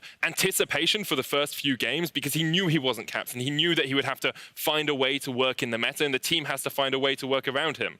I'd like to see Fnatic put a bit more impetus on Broxer, maybe taking back to something like the Lee Sin, put some more pressure up towards that top You're lane. already talking like they lost and it's the next game. Yes, I am, and I apologize. They haven't lost yet. If that's but your opinion. to me, it feels like Fnatic have lost this game, and SK are going to take Well, it. if that is the case, then let's talk about how huge it would be for this SK Gaming roster to not only come back to the LEC, but beat out that team with which they had such a big rivalry for years and years ago, and just make a win happen on the first day against Fnatic would be huge for SK Gaming. EU talent, I don't know what's in the water in all of these countries, but it just seems like you guys just, anywhere you reach, you can find like superstars to come flying out of the gates out of nowhere. Like no one knew these names. Pyrian obviously has had a bit of a tenured history, although with a lot of turmoil, a lot of ups and downs, but Dreams, likewise, kind of the same story. But this guy has been such a solo queue monster. I believe he was like top 5 in Korean solo queue, and no one's talking about him. Yeah, there were so many players on this team that I look at and I think, actually, I recognize that name. Like, you look at Werlib in the top lane, he was around a lot of years Giants, ago. baby. Playing Jax on Giants, couldn't play anything else for love nor money. Now he comes back, playing tanks, putting a bit more pressure in that top lane. All these just doing players. incredible stuff. Pyrian, second place on every team he's on, then comes back and makes a statement in game 1. Dreams on Misfits Academy, replaced by Ignar, now back in the LEC, actually making a statement for himself. Yeah, it feels like all of these players have done great things, but are waiting for that chance to prove themselves, to take that extra step and go the extra mile. And they would have a fantastic start if they win this game here today. And that's the beauty of long-term partnerships. The fact that orgs can now invest in a lot of this talent that they want to build up. Sheepy, obviously former coach of Unicorns of Love, now the coach of SK, has a tenured history of working and kind of discovering new talent, of crafting them. And, you know, I made a tweet on social media that I feel like you can see Sheepy's fingerprints a little bit in some of these team fights. I mean, UOL were so good at just A-ramming mid lane. You never wanted to fight them in that circle of death. And what have we seen? We've seen a couple of mid lane fights where even though Bwipo got an incredible flank, I think the target selection from SK was still really strong. I do believe we're going to get an update in just a second. Please be good news. Yes, I don't know. Let's see. So in game 1, Fnatic paused the game, reporting latency issues to league officials. Now, after reviewing the shadow play and discussing with the teams, officials have determined this game will be remade and played on a different Good news for competitive Fnatic. server. We are now in the process of changing the competitive server the game is played on, and we will restart the game once players are ready. You will apologize, Medic, for that little. My apology. My apologies. It is not a fun situation to be in if this is your first game to play on stage, both for Fnatic and for SK Gaming. Of course, yeah, and I apologize for that statement. I shouldn't have said it. I think you have to just try and reset here mentally, right? Sheepy has a lot of experience. I'm sure he'll talk to SK and say, look, guys, we just have to reset. We played incredibly well in the first part of the match. Now we can come in, just go into the remade game as well. Fnatic, they need to reevaluate exactly how they played that game and reset, come into this one with a fresh mindset. There are new picks and bans as well. Okay, I'm going to push back a little bit. I think that I mean, obviously it sucks. You never want to have a remake. But I think that both teams can actually stick with the same strategy and just try to run it back. I don't think that there was anything really inherently wrong or huge glaring errors in either draft strategy. I liked what Fnatic were putting together with their playstyle. I liked the emphasis on Lucian. You still have the Swedish superstar ADC. Give him one of the best marksmen that's been pretty much permabanned in LCK and LPL. And it felt like SK were just kind of matching toe for toe and trying to find the counter picks were available. Definitely so. We won't beat around the bush. This sucks for us, but of course for the players on the Rift right now or who are just going to remake. So hopefully they can keep their heads in the games, because this is just part of all of it. They have to, in a couple of minutes, have that new strategy, get those same or new picks and bans, and make sure that they start off at the same foot for SK Gaming then, especially because that's where it's gonna hurt for them. They have to get that same activity on the Rift from minute 1. And it has to be self-made again. He was the catalyst. He was the spark that lit the fire under SK in this game. If he can do that again, give him another early jungler, give him someone he can be aggressive on, it could work out well for SK. And that's what I want to focus the audience's attention to. It's kind of now reevaluating where we saw these teams put their priorities for the draft phase. So for Fnatic, it was that priority pick of the Lucian, put it in the Reckless basket. The fact that they got the counter pick of the support, the Leona into the Rakan, a very well-known counter maneuver there. So I think that if they want to stay there, maybe Broxah takes a bit more of an early aggressive jungler, starts feeding more into that lane, or maybe they decide that, okay, Whip was the guy we want to go for. He obviously wants to play very aggressive, so let's give him a bit more safety, a bit more attention. Whereas on the other side, SK were all about their jungler. You know, it was a very early rotation of the Xin Zhao. They had the Rakan, so obviously looking for those engages and looking for that very early skirmish potential on the map. Whirlybee seems to be, yeah, you're still pretty happy. They're down to get back on the Rift and hopefully play an as good of a game. So that's not looking forward. We have to leave it there for a second when it comes to this game. But I think to me, it immediately proves that all those power rankings and all the expectations you have, they might not necessarily ring through when it comes to playing your first game on stage. Oh, definitely. I think like you have to remember for a lot of these players, it is the first game on the LEC stage, especially for someone like Nemesis. He's really just trying to understand, you know, how you deal with the lights, how you deal with the pressure in the moment. There's so much pressure put on you to open in El Clasico up against a team that's just come up into the league. And as far as for us, ladies and gentlemen, we are, of course, filling a little bit of time because we want to give the teams the necessary time to reset. So let's take a look at the schedule to know what after this game is also coming up and what we have in store for you. Like, when you see what is possible in this first game already and how expectations can be turned on their heads, are we feeling a bit less clear about our predictions? I don't know if you had an upset predicted today. I did not have an upset predicted today. I was going to pick XL over Splice, but I think that one's pretty close either way. I ended up picking Splice. I picked XL. I was going to say, good things. It's almost kind of like, how dare us even think that, you know, we couldn't define what an upset was going to be. Yeah. We came in thinking like, we know exactly who's going to win, we know who the clear favorites are, and then SK have thrown that entire script out the window in game 1. I'm really excited for game 4 and game 5 now. Like, Misfits, this super team, I know you put them 8th in your power ranking. Okay, it sounds a lot better when you say C tier. I mean, you put them 8th, right? Like, Rogue I could put come SK out above swinging. him. You did, and SK are winning were winning against Fnatic. Now, like, maybe Misfits lose to Rogue. Maybe Origin can take down G2. Like, there's a lot of different opportunities here for these teams to show their stuff on day 1. Yeah, absolutely. So we have a bit of a talk show going on right here. So our next topic is the match of the day, and that will be going on later tonight as Origin returns to the league with a matchup against the 4-time champions G2 eSports. I mean, where do you even want to cut into this one? I think whenever you see a lineup like the G2 one, everyone wants to beat them. Because they have so many big names, they have so many star players. If you have the luxury to move one of the best mid laners in EU history to AD carry to make room for caps, you have too many damn good players. I'm gonna imagine that there's gonna be a lot of teams having a lot of excuses as why they lost to us, but at the end of the day, they lost to us. G2 is definitely the villain. That just comes with the G2 aura. So it's gonna be fun to see Origin back. The way they left LCS was like really sad. So it's gonna be very hyped to play against them and see if they can reach their old form as second place, right? I think people are underestimating us. But I'm pretty sure like 99% of the audience is going to be rooting for us. And Ming is running for his life. Leppy's down. Orange are down. And G2 Ace Royal never give up. People have no idea what they're gonna get hit by. A lot of teams and players are just scared, honestly. Scared of what this team could be. Scared of our individual skill, of what they can't beat. On Perks' side, he might have like that drive to prove that I made the wrong choice, that I left him. I'm gonna smash Mythic so hard. I'm gonna send him back to America. He needs to know who was the boss in the 2 years they played together. For Europe, G2 is the super team here. Super teams can go down and they will go down. I think once we see ourselves in players and on the international stage, people are gonna remember those words and they're gonna remember that we're not just like another team in EU. We are the team. I'm not your enemy.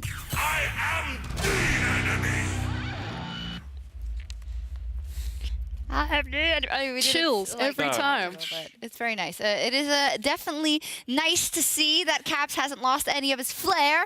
Perks neither. I mean, this is it. They made a huge gamble in the offseason. You could call it a gamble. You could call it a very, you know, 4D chess. Intelligent move, 4D chess. But the truth of the matter is we don't know. So what do you guys expect is going to happen with Perks in that AD carry role in the first game? In the first game, I think he's going to lose to Patrick. I think Patrick will demolish him in lane. I think there'll be a 20 CS differential, assuming it's an even matchup, and Patrick and Mithy are going to win that lane. Good sir, but there's not just one player playing down there. It's not like it's So just Patrick and Mithy. Okay, will win but the you lane. missed a name in there.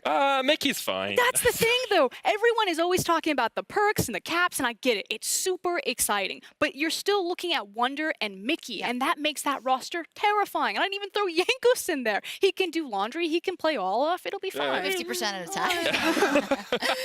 Well, yeah, it's you know, this is turning into a bit of a podcast actually. Yeah, so, I think you should name it, Shocks. What we do you named the want to call your We podcast? don't want to go that much off kilter. Let's continue talking about this matchup. It is the last game of the day. It is ways away now, but it is an incredibly important one when we look at Europe, when we look at the LEC, and when we look at the legacy of what these teams have shown so far, because G2 is really the team that wants to kick Fnatic down a notch, and OG is the team that wants to get back up there as well, but they are going to have to fight so hard if you look at the other teams in Europe. And for me, it's kind of like you've got the sweet narrative aspect of it, but I'm also curious what the playstyle aspect of it is going to be. For G2, you know, before you had Perks moving down into the bot lane, before you had this incredible support and Mickey joining the roster, it was all about the top side of the map. You know, they had those three mercenaries. You had Jankos, you had Wonder, and you had Perks, and they could hit you so hard and so fast playing that 1-3-1 style. Now that you do have a more stable bot lane, even if Perks doesn't step up into ADC with Mickey, does that change how G2 want to attack the map? Well, I'm going to just look at the example we saw in the first phases of that Fnatic SK game. Fnatic didn't even change the position. They changed one player who played a bit differently than their previous mid laner, and they're struggling. Then look at G2, who now have a completely new mid laner and have moved their mid laner to the bottom lane. You have to think that there will be an adjustment period. I actually think my worry for G2 is that they're too explosive. I think there's too much going on that team. You don't have the stable voice of a Mithy, of a Cold, you know, of a veteran player who's willing just to take a bit of a step back. Perks will have to do that for me. He'll have to be more of a reckless role, have to be more of a team fighter, because otherwise you've got Mickey who likes to go ham, Wonder who likes to go ham, Jankos who likes to go ham, and Caps who likes to go ham. I'm Like, that is an excited all of a aggressive sudden. team, right? You need a stable voice of reason on that team to keep them just a little bit more mellow. Aggression, Unchained Bloodshed, fighting for no reason. Is this LPL? I'm sold. Welcome to EU. We just do as much as fighting as the LPL. No, but I understand what you're saying, but I actually think that makes it slightly easier for Perks. You know, there's not that responsibility that he has to be the hard carry on the team. He could just sit back and coast. He could play Sivir for all we know and just be like, I'm going to press SAR, guys. It's fine. I mean, there's probably a likelihood that that's going to happen. Yeah. Well, let's see. Let's talk a bit about Origin then. Of course, big history in EU, big absence the last couple of years. And for me, it was really interesting to see what roster they came up with. Of course, Patrick, Sheriff renamed to Patrick, that rookie of last year, now alongside Mithy, one of the most experienced players ever. What's that roster going to look like? How are they going to play? See, I've always rated Patrick. I've always thought of him as like the next upset on H2K. I don't think he really got his chance to shine. And my thought for them as a roster overall is they're going to rely on Alfari being a very strong 1v1 top laner. Cold will be the sort of like chess master, the puppet master who puts everyone in their place, and Patrick will be their key carry in team fight. Is this the roster or the sort of roster you thought would come out of Origin when you heard that they would be back? Expect it's not playing on it, so no. No, the Fisho isn't playing. Yeah, that's We're the problem. disappointed. Yeah, but do you know what I mean? It's ambitious, you know? It has a lot of players mixed together with a lot of experience and a lot of players who haven't won a title either, you know? I mean, talking to Martin on Euphoria, he was actually so happy in the roster that he got. He thought he was going to get a very different roster, and he basically, everyone that he wanted, he got. The idea is that, like you're saying, you have those two, not rookie players, but very young talents in Patrick and Alfari, and then you just flank them with veterans. So you have that calming voice of Nuke Duck, Cold, and Mithy to just lead these powerhouses, and it's just like, prep the cannon, put it into position, and just let it go. Yeah, and I'm actually pretty confident I didn't vote for them because I think it's a tall order versus G2. I'm going to be honest. You didn't trust Officio? Exactly. I didn't trust Officio. I mean, what is new? It's not because he now works for an organization. But it will be interesting to see. You know, I think they are, like SK, they're going to have a real game plan. They are not going to leave anything to chance Origin when they take on G2. I think my only worry for Origin is that the current meta game seems to be a lot more about getting some early kills, getting ahead, taking those turret placings, getting yourself a bit of a gold lead, and then being able to snowball that into team fights. I think Origin will be the better team fighting team, but in lane, G2 look mechanically stronger to me, so I think they'll have an advantage going into the mid game. And that's always going to be terrifying, and I know a lot of fans are going to kind of hone in on Mithy and just you know, if he makes one misstep, everything is going to blow up. But I took a peek into Mithy solo queue, and this guy is grinding so many games. I think on one champion, Gragas, he had like 109 games played in the preseason. No one else was even close to Mithy. So he's very clearly putting in the hours to get himself back into EU form. You know, this isn't NA Mithy. This is old school OG Mithy. Yeah, and that's exciting to see. I mean, I'd love to talk to Mithy or get to talk to him after one of these games, because we can't underestimate how huge it is for him, you know, because in the end, it wasn't the best time over them for him in North America, and now he's back here, and it almost feels like he has even more to prove. Especially since the last time we saw a European player go to TSM, it was Yellowstar. European support go to TSM, it was Yellowstar. He came back and had an awful time back in Europe. So Mithy has to prove that there isn't this TSM curse. You don't go there and then start just losing out all of your skill. Letting NA down at Worlds, letting EU supports down when they come back. Can you let NA down at Worlds? Listen, They got there at least. I think you need to stop with that, because Cloud9 made it to the semifinals. That's true. That is true. You can't just keep harping on something when it isn't true anymore. Yeah, Medic. Yeah, Medic. I mean, we're running out of things to say. We're just going to harp on Medic now. No, just kidding. Of course, unfortunately, we are still waiting for an update for Fanatic versus SK Gaming, a game that had to be remade. We will be receiving an update fairly soon, so we will continue with your regularly scheduled, unscheduled podcast. Game 3 will be Schalke versus Vitality, and that is one that we can say something about as well. It is a rematch of the semifinal out of summer. Two of those organizations that did fantastically throughout 2018. I love how Shocksters. We could say something about that, right, guys? Right? Let me quickly look at my notes. No, I'm really excited for Vitality this split. I think bringing Mowgli in from Afrika Freaks is actually an upgrade. I've talked to a few people, and some people think it's a bit of a downgrade, but overall, having looked at this... So I talked to Broxer, and Broxer thinks Mowgli is not as good a jungler as Kikis is. We talked about it on the podcast I did with Fnatic, and he was just saying, doesn't think he has as much impetus in the early game. He doesn't think he has as much pressure on the map, and Kikis is just stronger, right? Very hard to keep up with Kikis in the early game. Oh, it definitely is. It definitely is. But Vitality relied so much on that volatile style. You know, at Worlds, they defined the meta because they were able to go for those 5-man tower dives at the 10-15 minute mark. And I totally understand. Kikis, you know, he was a huge reason why Vitality even got to have the Vitality effect at Worlds. He was the guy who turned everything around for them and kind of led that charge. But ultimately, in talking to Yamato, he just felt that, you know, Kikis, Vitality, they left each other on good terms, and that if he wanted to change the most sensitive aspect of the map, he felt that that was in the jungle, and he thought that if we just have a really strong mechanical leader, that if you just pair them up with Jizuke, Vitality can go the distance. We can continue that topic in just a second. I do have an update for you guys. I know you must be waiting for it. So a few moments ago in Game 1, Fnatic versus SK Gaming, Fnatic paused the game, reporting latency issues to League officials. Now, after reviewing the footage, the officials confirmed the existence of latency issues and determined that Game 1 will be remade and played on a different competitive server. But furthermore, officials are now confirming that they have determined the cause of these issues and are applying a fix. So that is good news that it won't happen again, at least in this remade game. But that also means that we are still waiting for that new lobby to get made. I will get an update about how long that will take in just a second. Of course, we apologize once again for the delay, and also for Fnatic and SK. Yeah, they're still waiting to get back in that lobby and get back on the Rift. I mean, I'm from the LPL. I'm used to this. Yeah, this was so funny, actually, because... This is a nice chair. Look at this desk. So we were, when we were preparing and stuff, we were saying, okay, we're going to focus on doing, pre-games. We need to introduce these new teams, these new rosters. And I said, well, Frost, welcome to the LEC. We're focusing on pre-games today. You do not have to worry too much about the post-game analysis. She leaned over. She's like, you don't have to worry so much. It's okay. Don't make too many notes. It's fine. Instead, I'm going to make you talk for an hour about the game. No, well, it is what it is. Unfortunately, we are not trying to make light of the situation. Of course, we are just trying to wait for the information that is being given to us and hopefully giving you some interesting content. I wish we had some kind of a thing where people could ask us questions, but we were talking about Vitality versus Schalke. And well, for Vitality, I think it's kind of difficult because they did so well last year and we knew that their roster would be explosive, but nobody could predict how big Attila and Jizuke would explode on that Rift and how good they would do at Worlds. So, I'd be a bit scared if I was a Vitality fan because you have to do better this year. For me, they have to be a title contender. But I think it's very clear to Vitality and their fans kind of what needs to change now, and it's consistency. Yeah. You already know that you have the potential to hit that ceiling, so now they just need to make sure that they're hitting it every single time.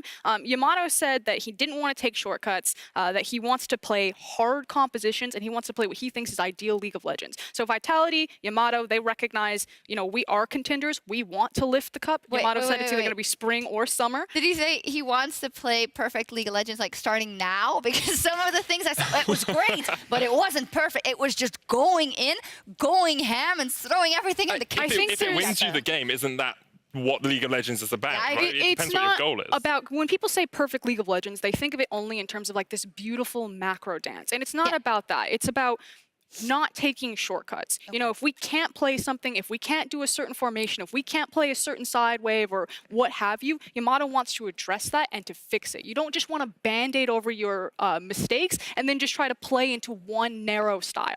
I think my big thing for Vitality as well is Jizuke and Attila really stepping up. Like last year, they were both rookies. They were looked at as just beneath the S tier in their roles. Now I think Jizuke is very much in the conversation for top 3, top 2 mids in Europe. I think Attila is getting up there as well. Like you look at Reckless, Upset, then Attila has to be the next name off your lips, right? These guys, if they can continue their form from Worlds, they are challenging to be some of the best players in Europe. Yeah, and of course, Upset is who the whole roster of Schalke was built around coming into 2019. And I was definitely shocked when I saw the voting coming out for the player rankings. The fans voted for Upset and Attila not in the top 3, in 4 and in 5, under Hansama, Perks, and Reckless in the top 3. And I think that is a testament to how stacked everything is. Okay, I'm going to give the fans a little bit of credit here because I know part of the algorithm behind where people get ranked, and because the top 3 were so heavily favored, the experts basically decided who was going to be in the top 3 to a degree, right?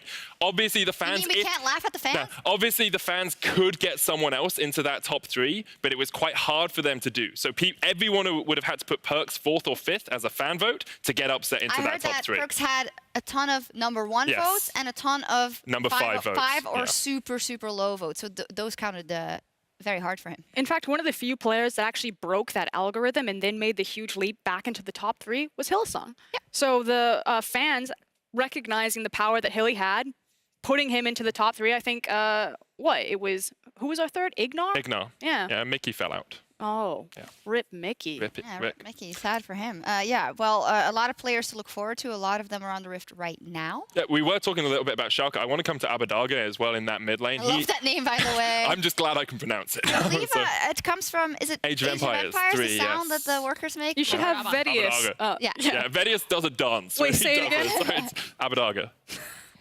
I just giggling. no, it's not. It's because a funny name. It's because every time you and Vedius say it, you like make the same facial expression and you just try to imitate the game. It's just, I'm trying my hardest to make sure I pronounce it right, but he's a very good mid laner. People put him actually, when I talk to people about rating Humanoid, Abadaga, and Nemesis, yeah. people would go Humanoid, Abadaga, Nemesis, Yeah. which is why I was surprised Nemesis went to Fnatic. I think part of that was his success on Mad Lions and Selfmade being there, and obviously Fnatic doing their research, but I would be looking at Humanoid and Abadaga to have a bigger impact in their first couple of days than Nemesis. It is quite interesting. Humanoid has so much hype behind him of people that have been scouting him. He is, of course, up on the docket in the next one, Splice versus Excel. But first, we're going to have this remade SK versus Fnatic. And yeah, we talk a lot about who are the new faces that are going to come. But who are some of the old faces that are going to show up? I mean, Pyrian is one that's been around for a while and seemed like it's now finally his heyday. Just been unleashed. I ran out of things to say. I'm sorry. I've got an old face that I'm excited for. All right, Cabo you're on. Shard.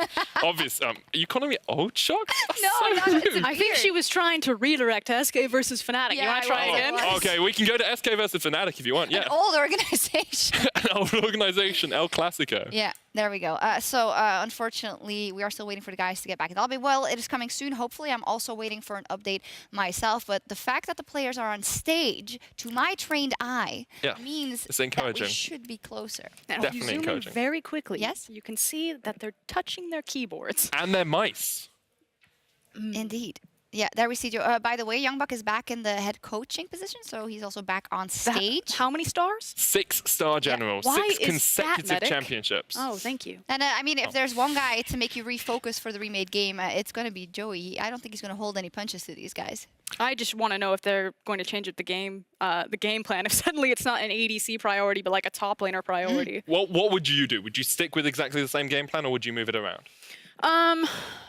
You know, it's curious to me. I've watched a lot of the LCK and the LPL. There hasn't been a ton of bot lane priority unless Cassiopeia is left open. If you guys haven't seen how bot lane Cassiopeia works, you can check it out in Caspa Cup. What's really cool about it, though, is you basically max Q. It gives you unlimited push potential and a lot of damage. And then how Comet impacts on her Twin Fangs means you get so many Comet bursts and Twin Fangs bursts that you don't really lose damage by not putting points into E, so you can stack it all into Q. And it's just super oppressive to lane against. So take it to solo queue. You can thank me later. It's Freelo. The only way it really loses is early ganks, because before you get your Lost Chapter or your tier, you really don't have the mana to spam out as much as you'd like. So if we do see the Cassio, I'd like to see Selfmade go for an early ganker once again and focus that bottom lane instead. I have been spying into a couple of LEC players, and they are playing certain Yasuos, Karthuses, and a lot of Cassiopeia's bot lane. Yasuos. My Yasuo or the one on the end? No, a good one. A good one. A certain anime fan has been playing a lot of Yasuo. Hansama in the bottom lane? Wow, you got it immediately. Wait, oh, it was actually true? Yes.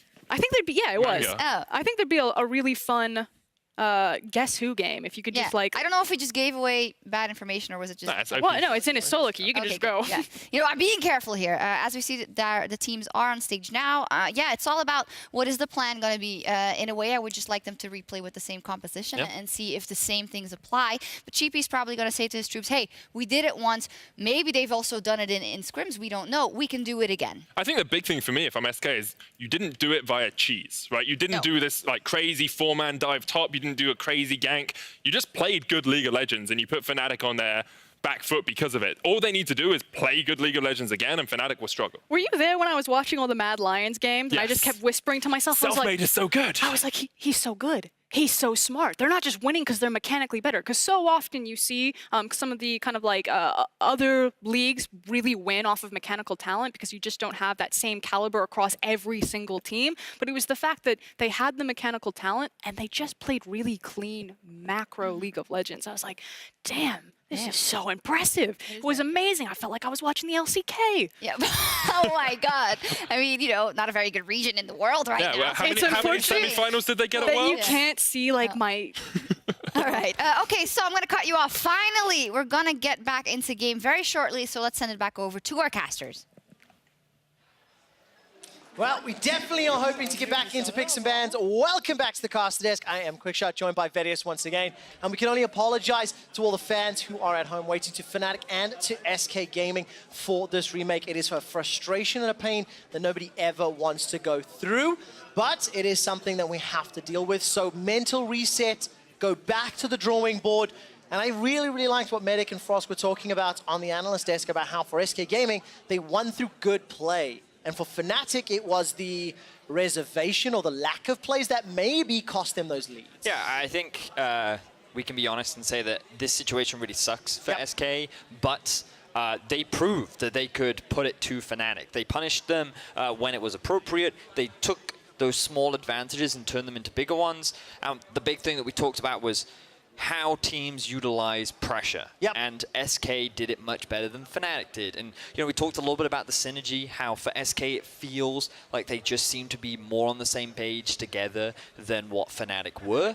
And you know, we only have good things to say about what we saw from SK in Game 1. So I'm expecting them to kind of bring in that same performance and level into the next game. And while it's got to be difficult for them, I just know that Sheepy is a motivating guy. Yes. And I know that he can talk to these young players and he can say, listen, this situation sucks, but you guys were destroying them. You can do it again. I believe in you. So hypothetically speaking, where is more of the onus for both of these teams in terms of some of the changes? I do just have an update for you guys really quickly. Of course, a few minutes ago in Game 1, Fnatic versus SK Gaming. Fnatic did pause the game. They reported those latency issues to league officials.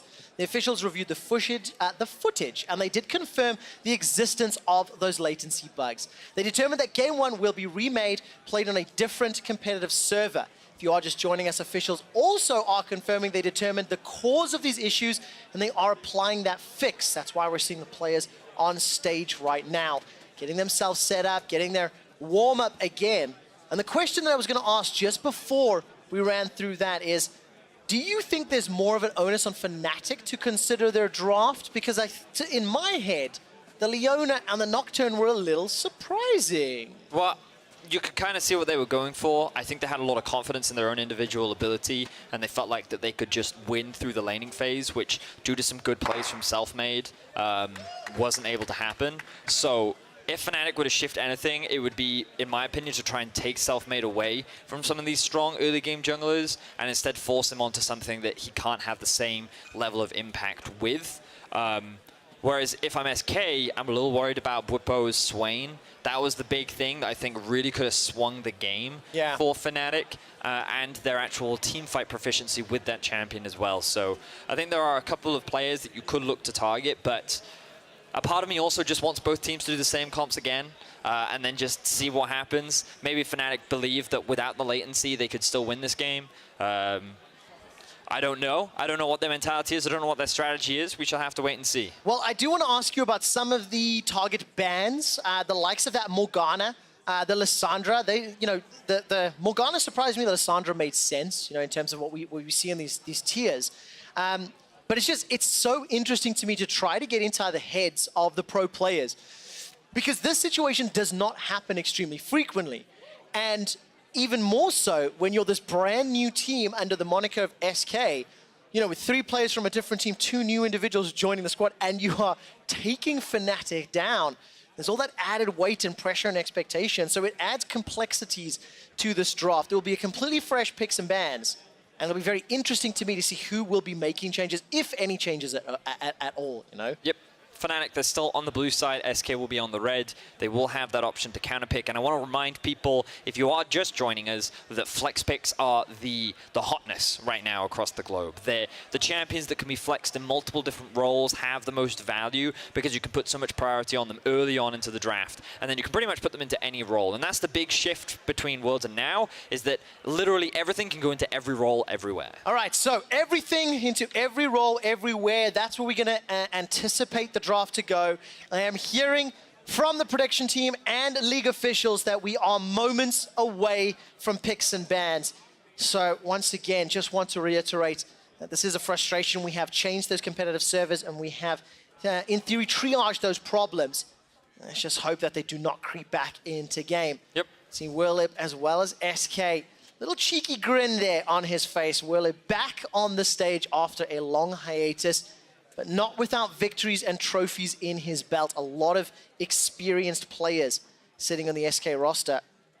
And that's a very, very focused Sheepy just as we get ourselves ready for draft. So first pick priority, give me some of those S tiers that you'd like to see banned away and then focused on. I know you've got a good list. Well, I think that we're going to see very similar to what we saw in the last game, and things like Lissandra being taken off the board. SK have shown that they have an answer to the Galio, so they're probably going to let it through again. We are now jumping into the draft, and there it is, something we were talking about, taking Selfmade away from one of those early game playmaking junglers. The Xin Zhao will be back. All right, on the other side, SK Gaming stick to their first 2 bans in Casio as well as Aatrox. Remember that Selfmade locked in that Xin Zhao in the first rotation. In addition to that, Rakan was also the other pick, so Fnatic have adapted their draft based on what happened in Game 1. Yeah, they're taking dreams off of what was a very successful Rakan, and the Xin Zhao taken away from Selfmade. So 2 of the big playmakers now have to be moved on to another champion. We'll see what else SK can bring out in this draft, as they will now take Urgot off the board, Galio once again, and the Lucian as well, still up and available. All right, so no changes in terms of Phase 1 bans from SK Gaming, but with their Phase 1 picks in Rakan and Xin Zhao taken off the table, they do have some pivots to be made, but there is still a number of high priority picks still available. Galio is one that comes to mind. I think they should put priority on the Camille right now. It's another very strong early game jungler. I feel like Selfmade should have a lot of confidence with it. They could even look to take the Galio away from Nemesis, unless they're afraid of the potential counter pick. But that's something that I feel they really should put some value on right now. All right, now the Ezreal was banned away during the first picks and bans of this match. It was the second ban by Fanatic, so Crown Shot's going to get himself this comfort pick, something he's played a lot. I recall him playing that in EU Masters as well.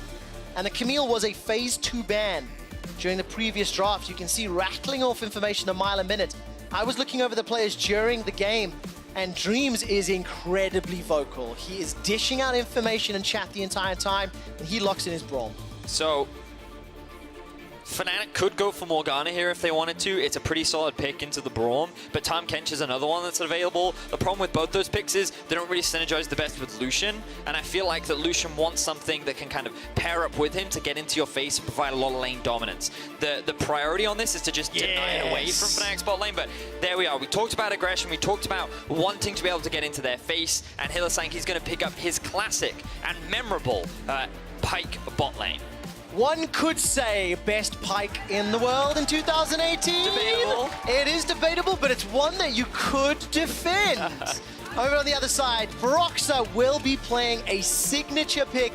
Anybody that watched him play Lee Sin at the World Championship would have their jaw on the floor by some of the combinations that he pulled off and picked together. And while Camille is one of those early game, or one of those, combative junglers, Kha'Zix is another, and we'll see where Selfmade goes with the other option. So, Fnatic have drafted themselves a lot of well-known and iconic picks. The Lee Sin, the Pyke, Lucian hasn't been played a lot by Reckless, but back in the old days, when SK were in the league, this was something that he would pick quite often, whereas we've seen a pretty big shift now in the draft for SK. They've grabbed themselves the Sejuani. She did have some pretty big buffs on patch 9.1. And I want to reinforce right now that while the Sejuani looks like she's going in the jungle, there is the potential for her to be flexed into a multitude of roles. I believe over in the LPL, we've already seen it played in support once, and I've heard rumblings of it being played in a variety of different positions. So top would be the most likely in this scenario, considering the Braum is locked in.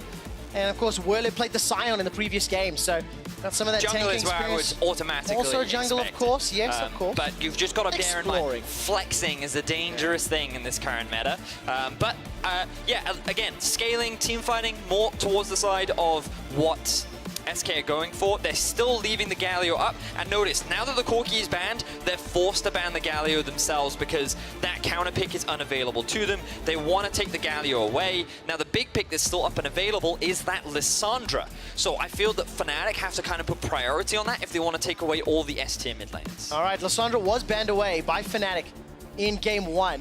And of course, we saw Corki, Swain, and Galio played in game 1. All three find themselves in the ban pool. This is the last ban here for Fnatic versus SK, and it's a pivot. It's a Hecarim.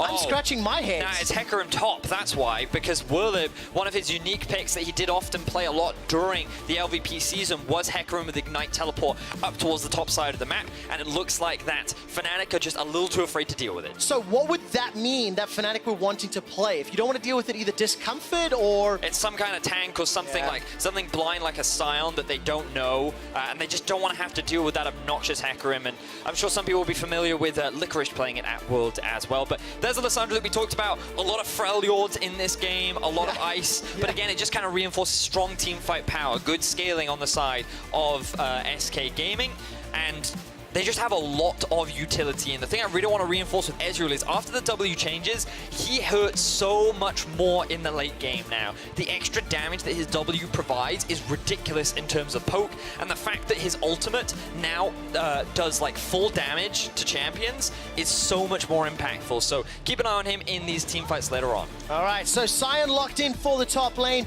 And Nemesis, he played the Galio in the previous matchup. He's got himself a forward-facing team composition, and he's going to throw down the gauntlet. Akali's locked in. Now, Akali and Scion could swap. Of course, they could be top and mid, but I would expect it's most likely to go in the mid lane. You're expecting Nemesis to play the Akali in mid, Whippo with the Scion in top lane. What kind of pick will SK go for? I feel like we're going to see something spicy and special here.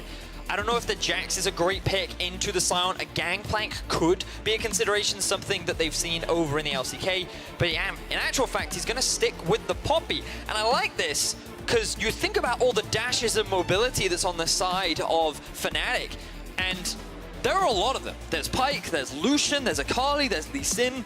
A lot of interruption can be offered here from Woolib, and he could just look to do the same thing that he did in Game 1, which was interfere, interrupt, get in the way of those carries from Fnatic from getting involved in these fights. And I remember you praising Woolib's decision-making when it came to entering team fights, positioning, the things he was doing on that Scion.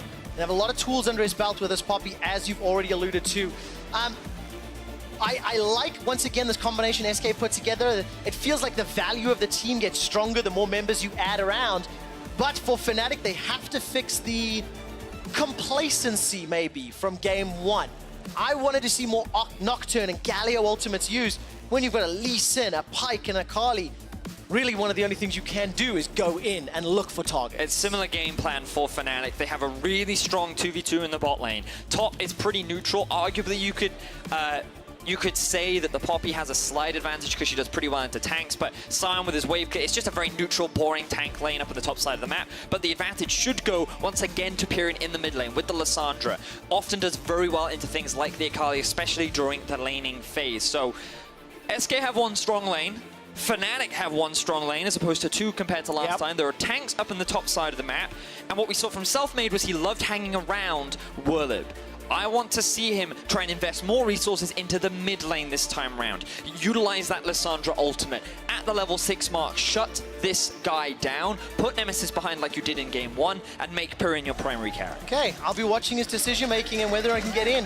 Of course, remember Selfmade going to gank Reckless, as well as Hellsang, who pushed very far forward in that first game. And with the likes of Pyke and Lucian, they're going to be hunting once again. Ladies and gentlemen, thank you so much for sticking with us. Fnatic will be taking on SK Gaming here in the first official match of the League of Legends European Championship here for the 2019 season. I'm looking down the keystones.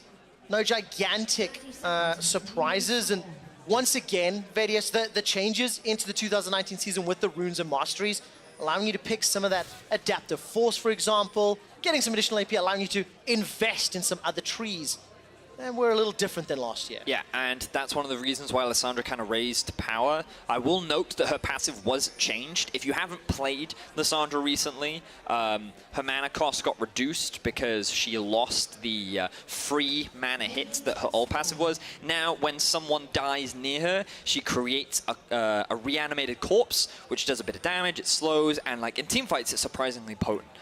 Talk a little bit about it in my picks to watch, which you can go check out. But one of the best intros I've ever seen. I'm so glad you dialed the intros back. Yeah, just a tad, just a tad. But one of the big things, or the bigger things about Lissandra is you can now just run Aftershock on her like we saw at Worlds, but because you have more agency over what stats you want, you can just stack it in with ability power. So she's tanky, she does a lot of damage, and she can either be this frontline absorb soaker person, or she can be a backline assassin. Now, when I think of European squads and I think of Lissandra and Akali, I have to throw my mind back to Fnatic versus Schalke last year, where Nukeduck and Schalke used that Lissandra to shut down Caps' Akali with beautiful efficiency. I want to see whether or not Nemesis on the Akali and Pyrion on the Lissandra, whether they'll repeat that performance, because there's a lot of tools in Lissandra's kit that can help shut down this ninja that is just so frustrating and mobile.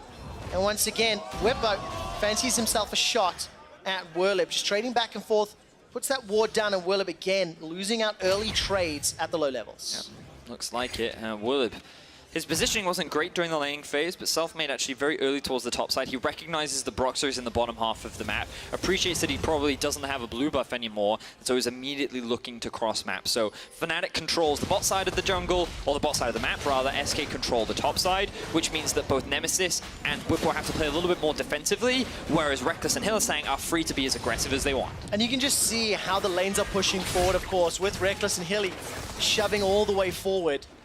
And gives you that support. Pyrion pushing all the way to Nemesis' tower. So if anything were to happen, they'd be able to react first and just fold down to the members that need support. And you can see on your screen, Hillsang's Pyke, 9-1 all-time record. It suits his playstyle so well, going hunting, looking for those kills. So I'm going to make a bit of a bold statement. Oh, hang on, because we do have junglers hanging around. All right, hold that bold statement, because it looks like the Scale Grab is being focused on by Selfmade. Broxer is going to take the bait, jumps in with the Lee Syndrome, instantly dashes out. You could see Fnatic were aware that something was happening. I They don't didn't trust this. overchase. Yep, Yeah. exactly that. Good awareness from Broxah. But the statement I'm going to make is back to that 9-1 record. I believe Helisang's one loss on that pike was against the Unicorns of Love at the very end of the split. Right, I believe that is the... Pinging stats, I'll confirm So with stats you. will confirm for me, but if that's the case, let's not forget who's coaching this team, Quickshot. Who is that? It is, in fact, Sheepy, the former coach Oh, of the Unicorns of Love. fantastic! And of course, it was Sheepy that helped guide this team that has 3 members of Mad Lions, the EU Masters winners, LVP champions, to a very, very strong version 1 of this game. Yep. And now they've got all the tools again to actually repeat it. I like the synergies that the SK Gaming comp has put together on the condition they don't concede kills, on the condition that, you know, Nemesis or Hilly or Broxah really don't pop off with these champions that can take over a game. But again, it's very similar to game 1. Fnatic, they want to try and find advantages towards the bottom side of the map. The difference is that Bwipo doesn't have the Swain and doesn't generate as much pressure as he was doing in that game 1. He is now in the tank situation, so he'll act as a frontline engaged later on. But SK, once again, are the team with pressure in the mid lane. And while Nemesis is definitely holding his own a little bit better this time around, you can still see a small advantage being built for Pyrian and a small advantage being built for Reckless. All right, so Decimating Smash gets fully charged up by Bwipo. He now has to deal with this wave being pushed all the way in by Whirlib. There's no support from junglers, and Reckless and Hilly, unrelenting pressure. They're already pushing onto those turret platings, got themselves one secured already. And so you can see the main difference between game 1 and game 2 is that Selfmade hasn't been able to make a gank happen yet. This time around in game 1, he'd already made 2 ganks happen. Yeah. And so Fnatic, they're not as afraid in terms of falling behind in the early game. But now, once again, going up towards the top side. All right, Arctic Assault comes out, the flail connects too, the stun, the passive, the knockback. Whirlib and Selfmade have a fantastic duo synergy. So we're starting to see a trend for Selfmade. He likes enabling Whirlib. And remember, we talked about how Whirlib is a player. He liked to play things like the Jax, the Hecarim, these kind of carry top laners. Regardless of what Whirlib is playing, it seems that Selfmade wants to get him ahead and put Bwipo behind. And of course, former teammates. Don't forget that fact. They have played together for a significant amount of time. SK Gaming once again get first blood. And this is just a beautifully executed gank. Landing everything they needed to. And so Bwipo just walks up thinking he can go for a good trade, get a bit of wave clear onto the minions as well. And know how SK, they aren't afraid to commit. They both burn their flashes. They want to guarantee this kill. And they know that they can push that wave into the tower to get it bouncing back towards Whirlib now so he can get an even bigger experience lead. All right, we saw Helisang there under a little bit of pressure. Just going to confirm 100% that your memory is in fact extremely impressive, Vedius. Week 9, Summer Split last year. Helisang lost on Pike, the only loss on the champion, to Totoro and the Unicorns of Love, who went 0, 2, and 4. And we'll see whether or not he's going to pick up his 10th Just that win you can see, like, or his second Sheepy loss. was in the draft, he was like, guys, I've seen this before. Give it to Don't him. worry. We got it. We got it. We'll see if it works out, of course. But again, dude, you have to give credit here to SK Gaming. Broxah and Bwipo played a ton of games together as a duo. This is not new for them. But for Selfmade to find an early game impact, he's living up to some of that pre-season hype and his ability. 2 games in a row already having an early impact. So what makes me laugh is that when you and Deficio would cast together at the beginning of every season, when you cast a Fnatic game, something that you said was Broxah likes to go and gank top for Soaz. Oh, yeah. Right? Soaz isn't here, so Broxah doesn't know what to do in the early game. He's like, but I normally gank for Soaz. But of course, Bwipo, he's holding his own. He's still doing fine in terms of farm. He's now level 6. He is behind Whirlib, but that is to be expected with the gank. And when we look across the gold, thank you very much, observers, you can see that SK's bot lane doing extremely well. They actually have a small advantage because of the wave. Top lane has a lead, mid lane has a lead, and all this gold advantage is actually just coming from SK playing the lanes very well. Yeah, very, very well. Stepping up to their opponents. And the lane that we haven't looked at since level 1 is this Lissandra Akali matchup. Both have access to their ultimates. It's a plus 15 CSD. I'd like to point out again that in Nemesis' second game in a row, there's some challenges in the early laning phase, so don't overreact in terms of how the laning phase is going. But we need to see how he plays the rest of the game as Crown Shot gets jumped on. Now, ultimate is available for Selfmade, but True Shot Barrage has dodged away from one fan in the audience like that for Endless Pursuit. Thank you for that. Woo! I appreciated it. And SK Gaming, they're still fishing for more opportunities. So look at Broxah, he's hanging around Hill, saying the vision's being cleared out. I love how Selfmade is just utilizing the pressure so effectively. Frost talked a lot about how he's a very smart jungler. He knows how to move around the map, and he's looking to try and punish Fnatic down towards the bot side. He knows he has a pushing mid, he has a bot lane that's in a good position. And again, we just see a bit of trading back and forth. But I really feel like Selfmade is just reading Broxah beautifully right now. Well, Selfmade's reading the entire game. Willip actually throws down the ultimate. Not going to chase further, though. Bwipo still needs to get through that passive. There's a minion wave as well to deal with. So Willip staying even on CS. And Broxah's just fishing for opportunities. And Skewer will find at least a target onto Dreams, but there's just not enough there. Flash is available for Dreams and Crown Shot, as well as Stand Behind Me and Arcane Shift. So it's a difficult duo to gank. And SK Gaming pull ahead 600 gold over Fnatic. So, let's kind of look at these comps holistically. Wait, we might have to wait because, again, Selfmade trying to be proactive on the Glacial map. Prison. Come on. Yeah, he has. Oh man, I hate it when Sejuani and Brahms There we get go. together. Glacial Prison, Glacial Fissure, Glacial Augment, Glacial Kills. SK Gaming get themselves two. Ooh, Hylissang with a bad case of frostbite right there as SK find themselves another quick kill. Beautifully done. Their gold lead is getting bigger and bigger, but now we see Fnatic answer back in the top lane. Well, definitely not the most ambitious of ganks. Reckless though, he fancies himself an attempt here onto Crown Shot. The culling goes out, gets a decent chunk onto Crown Shot, but not enough to do more than just push him backwards. SK Gaming duo, Sejuani and Braum beautifully. And this is just a repeat of game one. A gank in the bottom lane getting an advantage. And so just look at the minimap right now. Selfmade knows he's safe to make this play because he has pressure top and mid. And this is the thing that I really want to reinforce about the current meta. Utilizing pressure is a good indication of the strength of a team. And Selfmade is just so good at recognizing what is going on the map, where he can take advantage of, even on Sejuani, a champion that is expected to scale, be more valuable in team fights. Not supposed to be that Xin Zhao early game ganking. Yep. He has made 2 ganks happen quicker and more effectively than Broxah has been able to so far on his signature Lee Sin pick. What I love, and I know we've said this a lot, remember it's week 1 of the league, we really want to just help viewers know where these players come from, but when 3/5 of an EU Masters champion and LVP champion set up on the stage, 2 games in a row, they win the early game against Fnatic. This is a testament not only to what that Mad Lions squad was, but also to the LVP and the Spanish leagues and the European regional leagues here in Europe. Because it's beautiful, it makes me smile and so happy. And of course, just so you know, Dreams as well, he was playing for Vitality Academy and has a number of tournament titles under his belt as well. And then, of course, you've got Pyrian, who was a substitute for SKT. So you've added some highly skilled players who are used to being very successful. And it's working out. It's a 1,000 gold advantage at 11 minutes, and it's SK still with the pressure. Now, I do want to remind people that kind of when you look at Broxah and you're like, well, he's playing Lee Sin, he should be ganking a lot. Naturally, it's challenging. You did talk a little bit about how there's so much mobility on the bot side of the map for SK, which means that setting up that gank is much harder than it initially looks. But we haven't really seen Broxah set that much up. He tried to make something happen at level 2. He tried to make something happen at level 6, but nothing has really come from it, and now he's hanging around the bot side. He should be able to counter-gank SK as they send 4 members down to the bot lane. All right, Bone Skewer's going to need to get channeled up, and look at this, Hylissang's already dead before he can do anything at all. SK Gaming send him for a swim. 3 kills to 0. Selfmade's really good, man. Selfmade's really good. I'm very impressed with what Selfmade is showing us right now.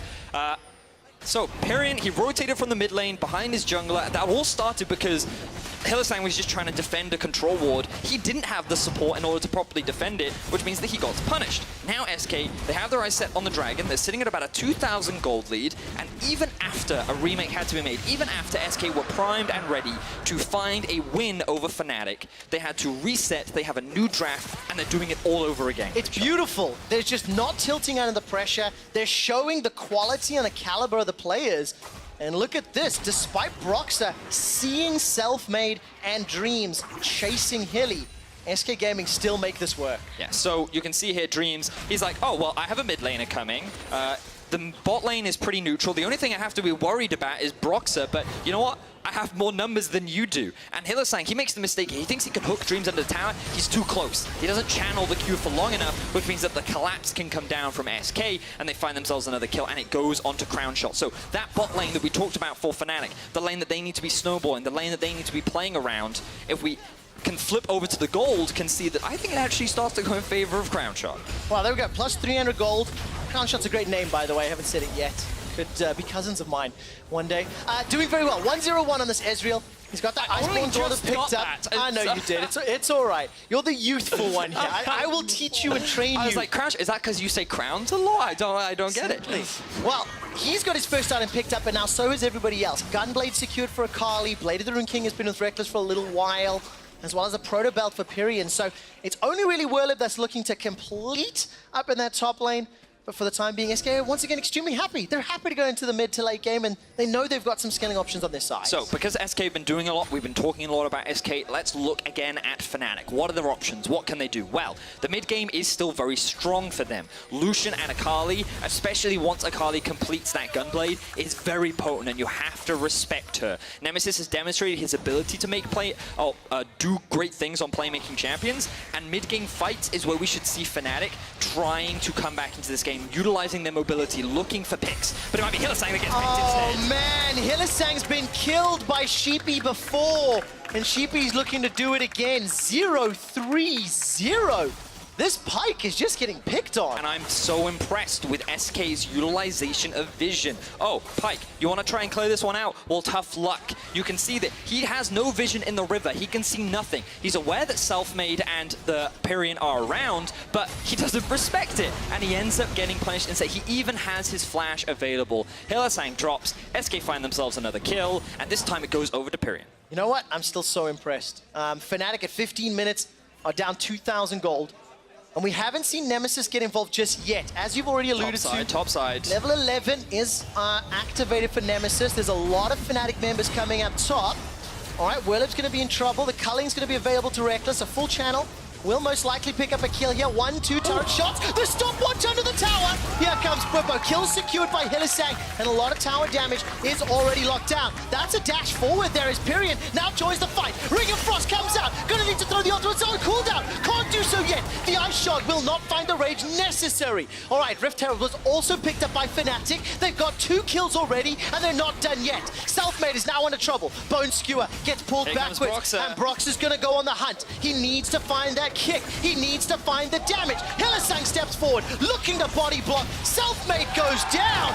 Fnatic find 3, and Berlin erupt behind them. And this is how Fnatic get back into this game. The swap from Reckless to bot lane to top lane enables them to find this great pick and turn it into more and more kills. Now, Whirlib in a 1v3. All right, this is a bold move. Of course, Whirlib teleports in, but what is the pressure play? Crownshot and Dreams have got the inner turrets in the bottom lane, and Whirlib may just be donating yet another kill. He's trying to run for his life. Dash back in. The shield's up, and he won't find a reply. 2-1-2 for Bwipo. And what was a big lead for SK is now starting to dwindle as Fnatic answer back. These are the kind of picks they're looking for. These are the small skirmishes that they need in order to regain control over the map.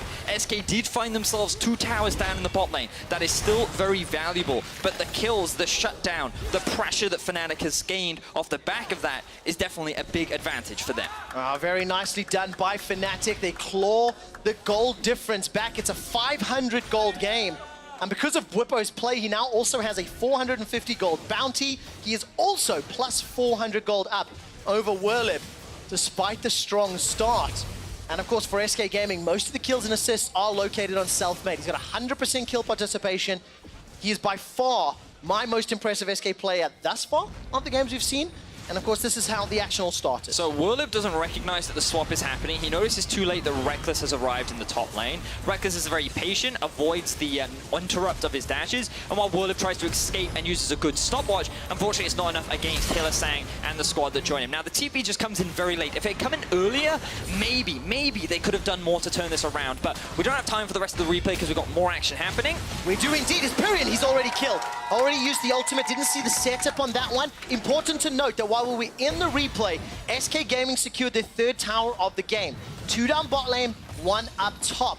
Fnatic also have 3 towers to their name. That's all outer turrets, and that was what allowed them to push. We can only assume Pyrian was trying to defend that mid tower. Yes, he certainly was. He didn't have his flash available, and now Fnatic are suddenly back in control over the map. They're going to grab themselves the Mountain Drake, and you can see You know, we talked about how SK had a great start. We then talked about how Fnatic get back into the game, and it was those picks that they were able to find. They find another one onto Pyrion, and now more items will start to come through. That mid-game that they've been waiting for is in a much better position than it was in game one. And that's exactly what Fnatic were unable to do in the first game. You know, that Nocturne Galio wasn't able to find those initiations or those skirmishes and make them go Fnatic's way. This time around, Whippo on Sion, Brox on Lee Sin are making it work, and this is going to be a replay. All right, so the tower had already fallen, and this is Pyrion just getting caught out by what looks like a really good play by Nemesis, landing everything. Yeah, unfortunately, I don't know if Pyrion intended to use that ultimate there,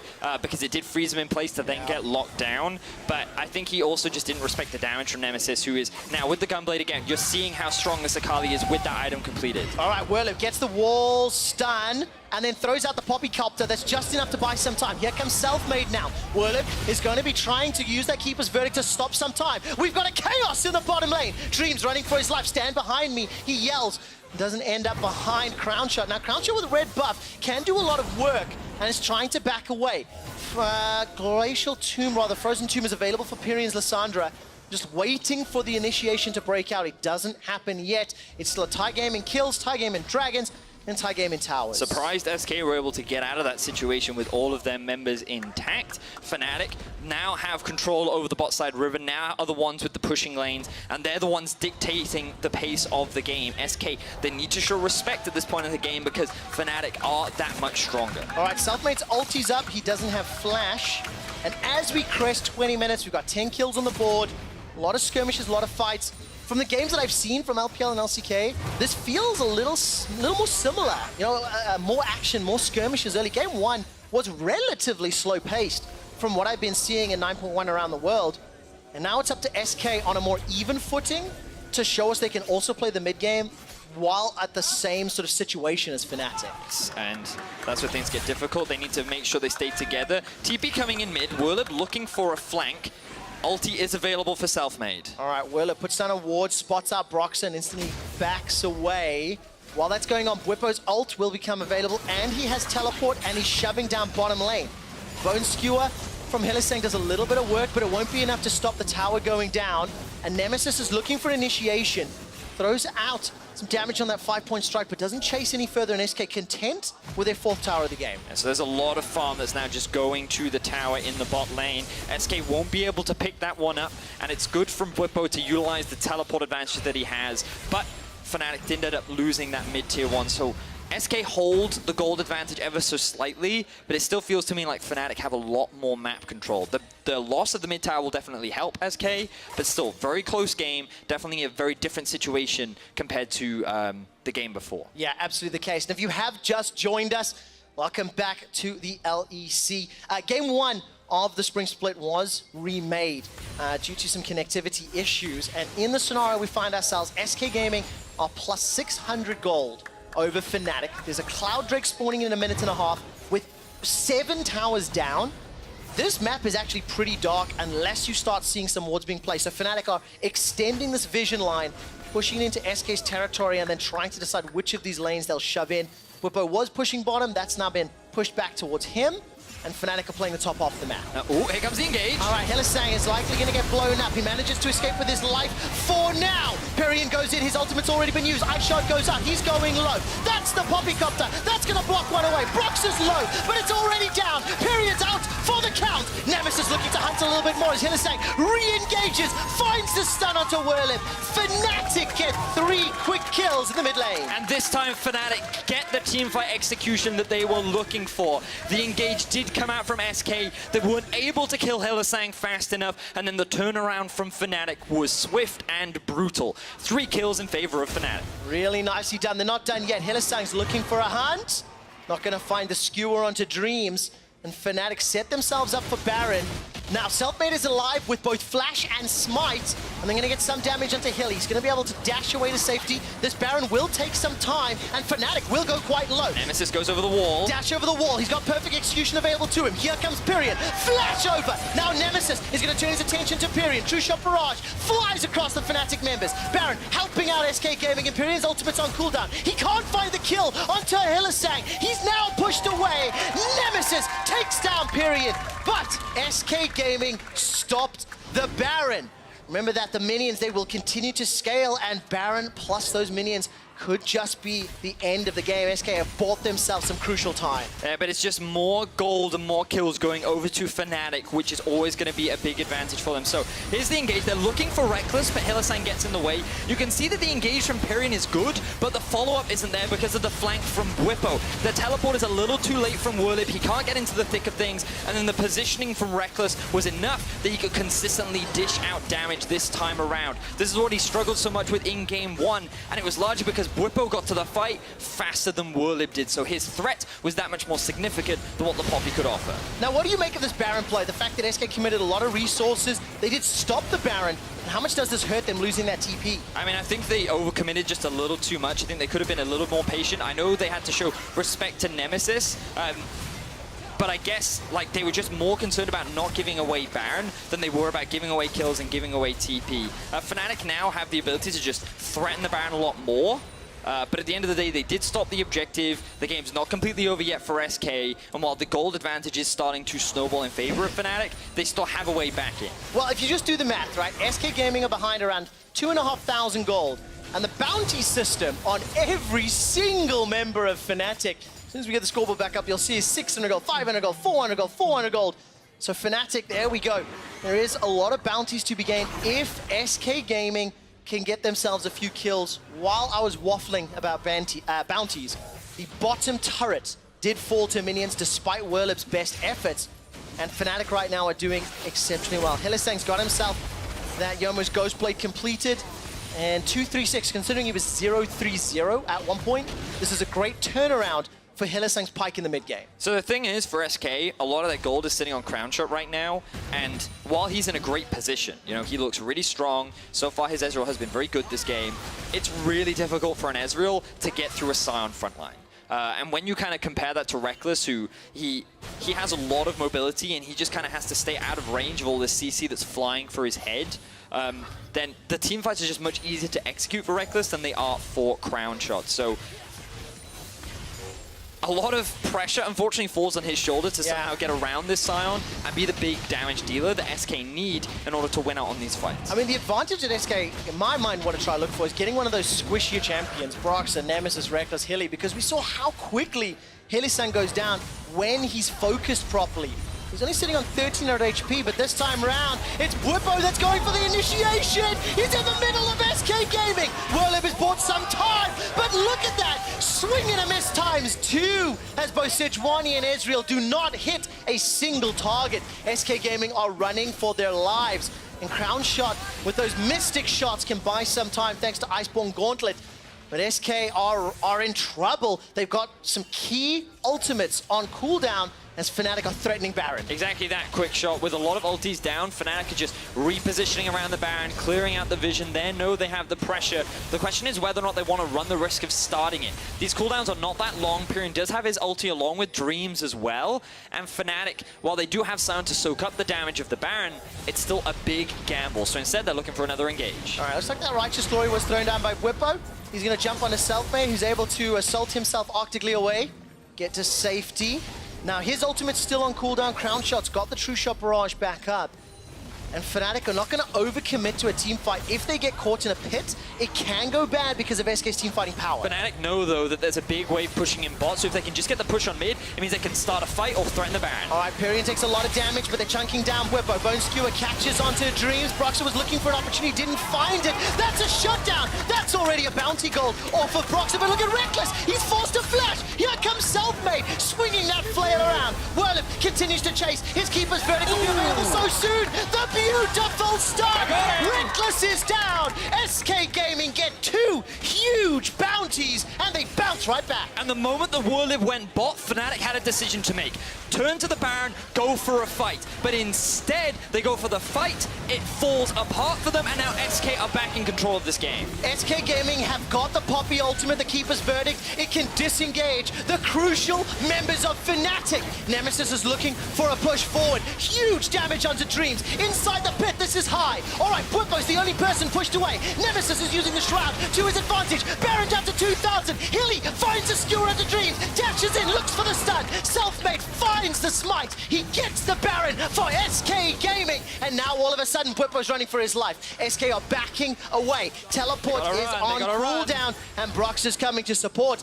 SK start to fall behind, but they find a way to secure Baron at 28 minutes. And it was Fnatic that overcommitted. They made the mistake of getting underneath the tower and allowing SK to find that initial pick, which was more than enough to go for the re-engage. All of the ultis came off cooldown that had been used in the prior fight that could be used to chase down Fnatic and find the teamfight win. So we can see, this is after the initial team fight. A lot of these cooldowns were still slowly coming up, and here Fnatic, they see Will it bot, they want to go for a fight. They engage on Topirian, who's just soaking up so much damage, and here we see Broxer overcommit under the tower. He tries to get a kick onto Dreams, who stopwatches at such a beautiful time to punish Broxer, turn the fight in SK's favor, and then it's Fnatic on the retreat. Baron picked up for SK, and SK now with the goal lead.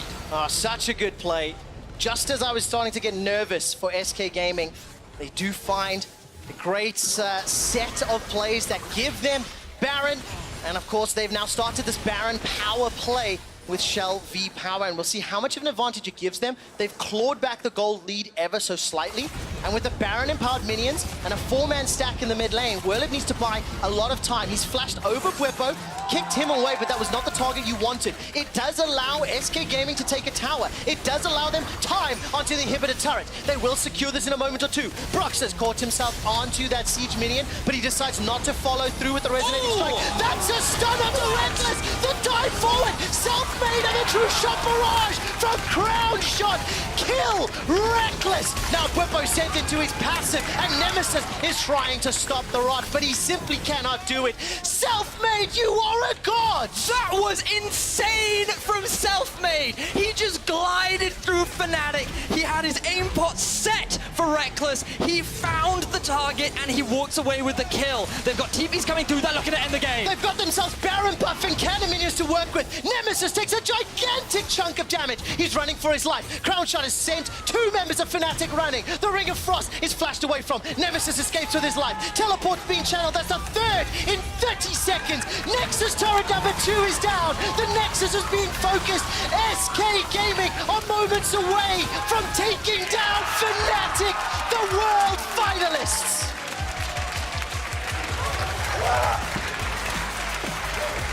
The elation on SK's face after having to remake what looked like a 1 game.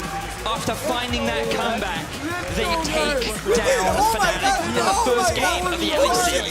Remake be damned! SK Gaming were the better team today. And that was a very, very exciting, impressive start to the 2019 season. One of the most difficult situations, playing against fan favorite Fanatics from a world final and through a remake. And of course, seeing Nemesis hugging his old teammates. 4 out of 5 Mad Lions on the stage today, but 3 of them walk away with a win. And you can say nothing against SK. This team, they played 2 games today. In game 1, they looked like they were going to get a clean win over Fnatic. And a very unfortunate remake had to happen. They go into game 2, they have to reset. This is the first time on the stage for so many of these players.